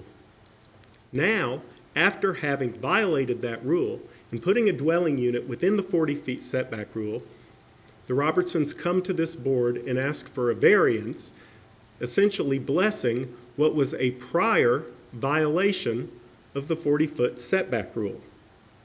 Under 102-43-2, the board shall deny any request for a variance arising from circumstances that are the result of willful violations of the zoning regulation by the applicant subsequent to the adoption of the zoning regulation, the 40-foot setback from which relief is sought. That house was finished out, barn was finished out intentionally, willfully.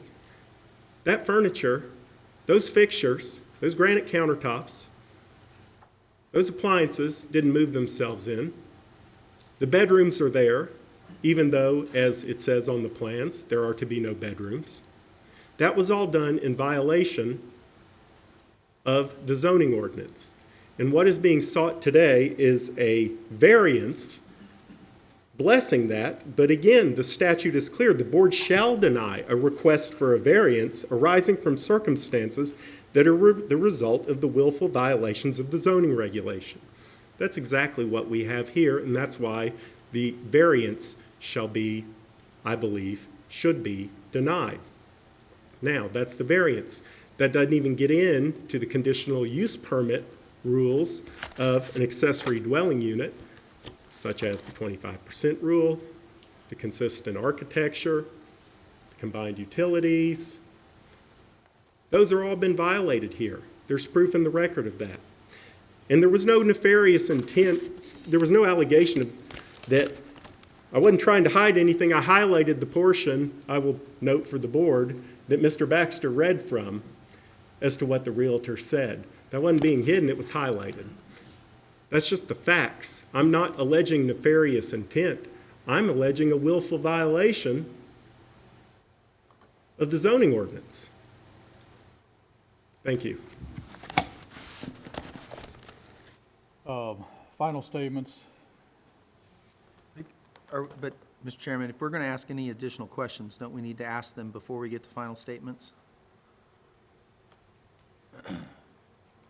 That was of rebuttal. We'll have time after the final statements. We'll open it up for discussion or questions to anybody.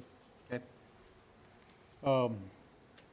Final statements. We'll start with you, the opposition. I just believe I made my final statement. Thank you. Very good, thank you. Barry? Thank you, Mr. Chairman. Gentlemen, I appreciate your time today. Obviously, our request is pretty clear. We're asking for you to approve the conditional use permit for the accessory dwelling unit on the existing structure and for the variance request. Couple things that I would note just from the standpoint, the violation that council keeps referring to was adjudicated, and in your staff report, that's over. So the variance request actually was adjudicated as not being an issue. So now what transpires in the way of the history, that's the law of this case, and there's not a violation, there's not a willful violation, as he keeps saying, because it was adjudicated that that was not properly appealed and that it was okay the way it was. We move forward to 2016, and the ordinance gets amended to allow for ADUs and the conditions and what have you that exist. So thinking that through, we don't have a willful violation of the zoning ordinance because the zoning ordinance didn't exist at the time. We have a new zoning ordinance that is in place, and my clients are coming to you and asking you, under the provisions of that zoning ordinance, to be allowed to use their property consistent with what is set out in that zoning ordinance. From our perspective, they have waited to do this. They entered into that restrictive covenant. That covenant, which is right there, requires them to come to you all and ask for this. Beyond that, the regulations would have required them to come and ask for this, and that's what they're doing. They are here today. They have showed you the interior of this structure. They don't have any objections to the restrictions that, or the conditions of approval that Amy put in the staff report. I think there may have been a couple other that we discussed today. Again, they don't have any objection to those things.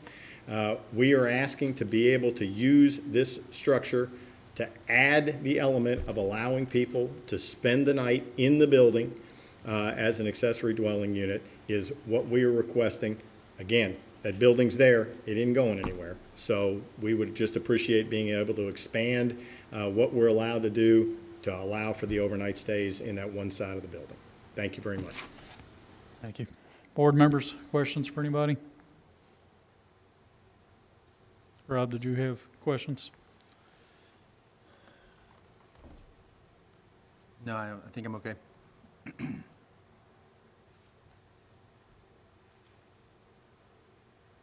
Mike, you okay? Questions for anybody? Okay, I'm going to close the floor, open it up for general discussion among the board members.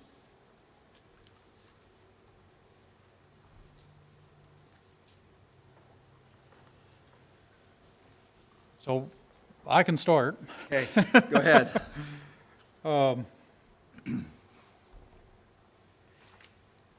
Yeah, so I totally agree that the history of the property is unfortunate, that that there was violations, willful or not, I think is irrelevant. And I totally agree with what Barry said, that has been adjudicated. It's in the past, that's done. What we're looking at is for the CUP as it stands today. I do, however, take objection to a couple of things as it is today. One is the size, and I don't think that that it does meet the 25%. Whether we put in the conditions or not, that there can't be a door in between the two, it's obvious that the entire building has been built and furnished as living space. It's been testimony that it's not. Half of it's storage, the other half is living space, and that's how it's going to be. However, given what it is today, that entire building is built out with space that could easily be turned into living space. Second to that is the variance on the setback. It's a great argument. If it was brought before us today to build an ADU on the property, would we allow the setback that's being asked for today? I don't know that we would. We obviously have had lots of discussion like this in the past as far as setback, and can you move the building here or here or here to meet our regulations? And I do believe that it could be positioned in a place where it could meet regulations. However, that's new construction. The building is where it is. It's not going to move, so they're asking for that variance. So those are the two things that I'm struggling with, is the setback and the size. The actual use, Rob, you've got a great point as far as use. The building is there. Ron, you mentioned it. They can have volleyball games or whatever and use the building for however they wanted to use it as today, and that's true. So the use is for overnight stay, an ADU, a dwelling unit. Per testimony, it's 3, 4, 5 times a year, less than a week duration each time. So it is of minimal impact. To be honest, I'm torn one way or the other on this. The size, I guess, is my, the 25%. That's not in the application. If that were in the application, asking for relief on the 25%, I may have a different opinion. But the fact that it's not in here, do I approve this application as it is today? I don't know. I don't know how I feel about that. So let me walk through 3 ways that I look at this, if I may. I'm sorry, you were done, right? I'm done. Yeah. One, I look at this building as it stands and go, it's there. It's not going anywhere. They're not required to tear it down. So then, is it going to be used, and how is it going to be used? Okay? So whether we look at this, and there are regulations in here, for me, that building, if it was just sitting there as is today, and they were coming before us today to put in an ADU, that was the setback, so it's a proper setback, would we approve on a lot of this size an ADU that's met the setbacks? I think we would. And I'm obviously projecting that, but if it met all the reasons and everything worked, we would approve it. So to say another way, if you have the means, they can go build an ADU right next to this building if they wanted to, as long as it met the setbacks and we didn't give it, assuming they brought it to us and we didn't have a setback issue. But they could build another building right next to it and make an ADU. So while it is bothersome to me that it is already finished out to this intent, that I look at this and go, is it willful? Because the argument against doing this was this willful in intent from day one? So when we asked about what it was used for, it was being used for an office. Okay, now it's a nicer office than I have, but that doesn't matter. The point is, it was being used as an office. So then the regulations come along, get changed after the date that say you can use it as an ADU. And the testimony before us says that they have a house with 3 bedrooms. So assuming they use 1 and they've got 2 extras, and yet they have the testimony of 5 kids, and they live from out of state, which is also the testimony, they have a desire to be able to use this building so that they can have a family gathering. So for me, when I look at it and say, well, they could build an ADU and there would be no reason for us to deny it if they built another building, then I got to look at this building and say, here, I do have an issue with the calculation as we do it when we start dividing it. But based on what this board's done before, where we've taken a barn and done that and said we're going to use this piece as only that portion, the board has in history done that. It's not a requirement that we follow that the same way. Each case stands alone, but we have divided it. So then I go to the second point, and I look at it as a motion to deny. Will it adversely affect public health, safety, welfare? No. Will it alter essential character? The building's already there, so I don't think so. And being that it's a limited use, I don't think so. Will it cause hazard or nuisance? I mean, if there was, given what we've seen on the screen, that is probably my guesstimate, what we've seen, like 300 yards away from the house. And if you look at it, there is actually the buildings from the farm between their house and this building. There's actually something blocking the area between them. So I don't think this is going to be a nuisance and an unreasonable circumvention of the requirements of the zoning regulations. No, this is an ADU, which is now in the zoning regulations. So that wouldn't meet that. So I can't find a reason to deny based on those. And then when I look at the reasons to approve, we go through and say proper integration. Well, it's in the regulations. Character objectives, it's a building that's already there. I don't know that there's a need for it, but it's in the regulations. Compatible with the surrounding area, again, it's already there. So integrity, and so as we go through those, I can't find a problem to do it. If we believed that it was willful, we would have to deny it. Based on the testimony that we've heard of what the original intent was, I don't believe it was willful. I don't think they were trying to make an ADU out of this when they originally started based on the testimony before us today. So at this point, while I struggle. So let me challenge one of the comments that you made. Okay. And again, going to the size and 25%. You had said if the application had came before us today to put an ADU here, given the size of the property, 15 acres, and, would that be something that we would approve? Possibly so.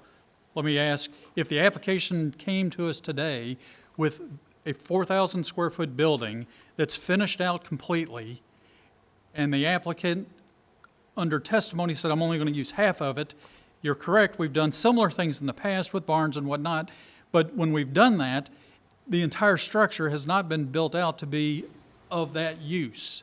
This building has been.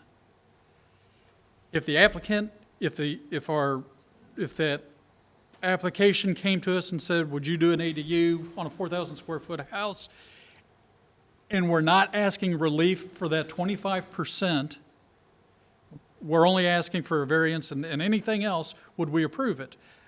I don't know that it would.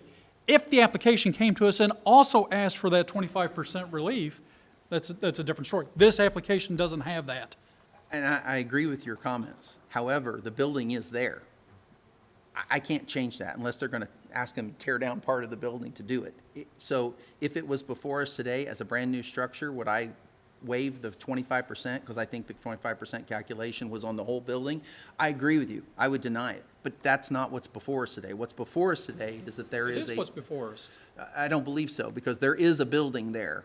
And the question is, can they use it for part of this? And I agree, that is the fuzziest of areas in this whole thing for me. Yeah, I mean, if part of this application had that 25% of variance for the 25%, I would, You would vote to deny, to build it to this size? no, if they were asking for relief on the 25%, if that was part of the application, Right. I would approve. And I'm not saying that I'm not going to approve right now. I haven't decided. Gotcha. However, if that was part of the application, we need a variance on the 25%. Okay, I would approve the variance on the setback and the 25%. That's a 15-acre lot. Where it's located, I'm fine with. But the fact that it's absent this application, I don't know that I can approve the application as it stands. The application is not asking for relief of the 25%. Well, so to finalize, I understand what your points are. To finalize my point, I am inclined to vote in favor.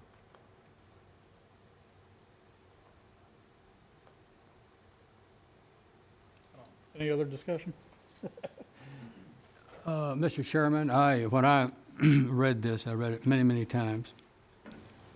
I was somewhat familiar also with the case back in 12 or whenever that was. And I have here before, but when I read this declaration of restrictive covenant, I too got the impression, well, we're starting with a clean slate. I'd like to read you something in the fourth paragraph. Now, therefore, owner does hereby declare and publish that the secondary building located on the property shall not be used for residential or commercial occupancy. Now, if you put a period there, don't read it anymore. Period. Can't do it. Doesn't say that. Without a conditional use permit issued by the Oldham County Board of Adjustments. And that's what we're here for today.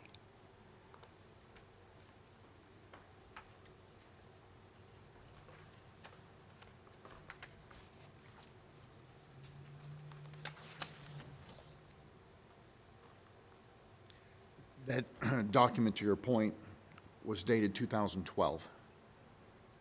Then the county regulations changed in 2016, which brings us to this conversation.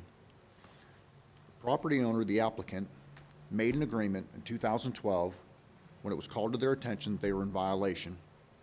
I have no idea of the past history. We were told in testimony that it was adjudicated, which precipitated this document. And the property owner, the applicant, agreed to no longer use the property per this document. If the rules change, then they have every right to be before us for us to consider. I too struggle with the size of the building. I understand the opposition's points. My problem with that is a lot of those points were addressed, they were adjudicated, and we've got a document basically, I don't want to say wiping the slate clean because it's still there, but There was an agreement that had been that was agreed upon. The property owner that currently here is in opposition of this purchased that property. If it's my understanding from testimony we've heard, the property was purchased after this building was built. Therefore, they purchased that property knowing the location of the structure. So I'm struggling with this from both ends because I can see both perspectives of it. The building appears to be quite large in its size. The location of it, if it were moved 40 feet versus the 17 that it's at, that creates an issue. But with that being said, the applicant can still go out there and entertain family, and if it's going to disturb wildlife, they're going to regardless. They can enjoy their 15 acres of land. And I'm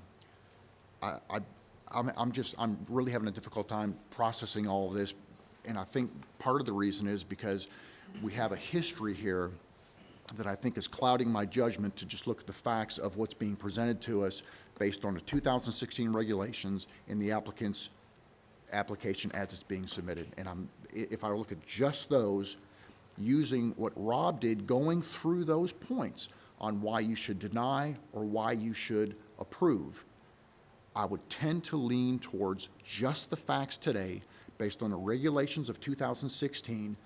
Looking at the points that Rob went through item for item, I would be inclined to lean towards approval. And I'm struggling with that, but based on the way that Rob walked us through it, but that's just those points that Rob's discussed. And quite frankly, the whole thing really appears to be rather convoluted. I don't know if we were to deny it, nothing out there is going to change with the property, the building, the location, and the property owner's ability to enjoy it. They just can't sleep there. And I'm not sure if us denying it is going to change any of those facts. They've already agreed that they weren't going to sleep there or have family do so. So I too am struggling, but based on the way that Rob walked us through, I think that given those points, I would be reluctantly leaning towards the approval side. And I'm sorry, that might be a little convoluted. So let me go back to my point. Because I might be able to rebut my point here. If we had an application before us that wanted to put a building at a certain location and they're looking for variance, let's say that it does not comply with a setback, and that is not part of the application, right? Now, I'm going to say this, and then I'm going to take it back, because in testimony, the testimony was that this was that it would meet that 25%. Okay, even though the building is finished out as it is today, exceeds that 25%. Testimony is only half of it's going to be used. Okay. So then, can I start at this point by saying if an application came before us that was absent asking a variance for the location, would we require them to go back and say, look, we're going to approve the application, but we have to make a motion on that variance also, right? We would do that if the application was absent, something, a deficiency that we saw in the application. My original point was this application is absent, that, it needs to ask for relief of that 25%. And I might be wrong with that, because given testimony, it's only half of that is being used. Does that make sense? I understand your point. Even though the entire structure, the 4,000-foot structure, is completed as is, testimony given, only 25, it will comply with the 25%. Staff, did you all want to join in? Mr. Chairman, board members, as your staff members, both Amy Alvey and myself, in processing applications and sitting down with any applicant, we review and make our best judgment on what needs to be asked for in any application. In this particular one, first of all, the primary structure is 9,800 square feet, and this building is 4,500 square feet. So clearly, it is accessory to the primary structure. just the buildings themselves. There's no question, I don't think you're questioning, whether or not this second building is accessory structure, and it is. You heard testimony, and your staff report measures what is being asked for in terms of the accessory dwelling unit to be occupied for living space related to sleeping especially, and that's 2,006 square feet. So in your staff's opinion, it does meet the 25%. It's less than the 25%, and in your staff's opinion, that's why you don't have an application for a waiver from that requirement. Because in all of the cases, like Board Member Houchins pointed out, we looked at what the rest of the use of the property is, and it is not for sleeping quarters. And it has a separate entrance. You've seen testimony in your staff report and here today, the floor plan that shows you got to go outside. You've heard testimony that they don't intend to connect it internally. So your staff believes that this application is complete without the request. It's up for you to determine that. You're the decision makers, but your staff didn't ask for them to submit a request for a waiver from that requirement. All right. Further discussion?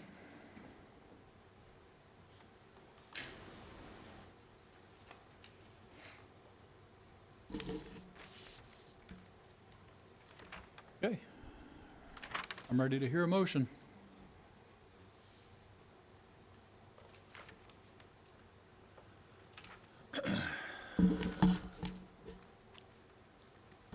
Motion to approve a rear yard setback on OC-19-026 of 17 feet, or I'm sorry, of 23 feet, because it will not adversely affect the public health, safety, or welfare, will not alter the essential character of the vicinity, and will not allow an unreasonable circumvention of the requirements of the zoning regulations, because it is an existing building. It will be there whether we approve a CUP or not. The variance shall only apply to the application considered at the August 15, 2019 Oldham County Board of Adjustments public hearing. Okay, we have a motion. Do I have a second? Second. Any discussion? All in favor signify by saying aye. Aye. Aye. Those opposed? Okay, that's been approved.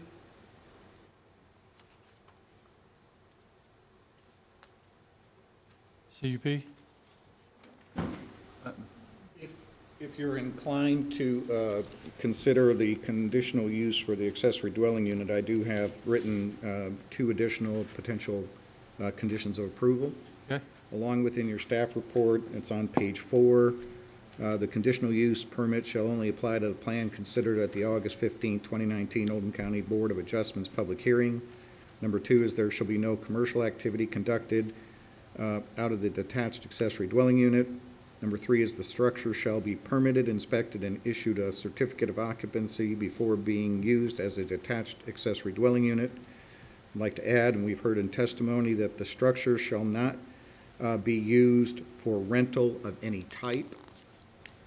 And then the last one, that the square footage of the living space shall not be increased and no interior connection shall be allowed.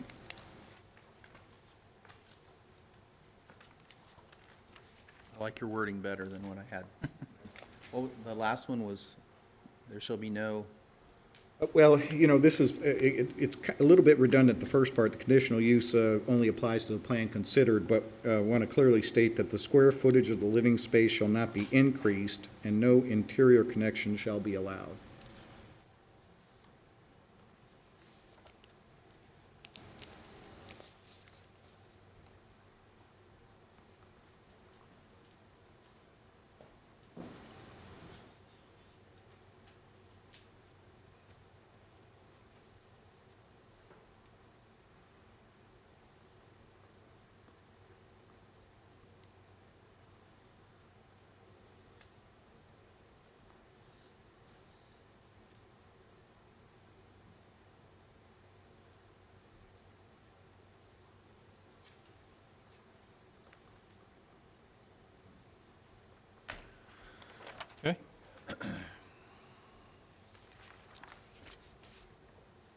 Move to approve OC-19-026 conditional use permit because based on the testimony of what the use would be for, given that the regulations allow for accessory dwelling units, and that it's not in conflict with the elements, objectives, and policies of the comprehensive plan, the character and objectives of the existing structure and the impacts in the community are appropriate and will not be changed significantly. It does not adversely affect the public health, safety, and welfare. Conditions of approval shall be that the conditional use permit shall only apply to the plan considered at the August 15, 2019 Oldham County Board of Adjustments public hearing. There shall be no commercial activity conducted out of the detached accessory dwelling unit. The existing structure shall be permitted, inspected, and issued a certificate of occupancy before use as a detached accessory dwelling unit. The ADU shall not be used as a rental of any type, and that the living space will not be expanded into the remainder of the building, and that no additional entryways between the two sides of the building shall be constructed. Okay, we have a motion. Do I have a second? Second. Any discussion? All in favor signify by saying aye. Aye. Those opposed? It's been approved. Mr. Chairman, can I ask for a recess? Can I get a motion for a recess? Motion for a 10-minute recess. Need a second? A second. Discussion? All in favor? Aye. Those opposed? 10 minutes. Mike's off.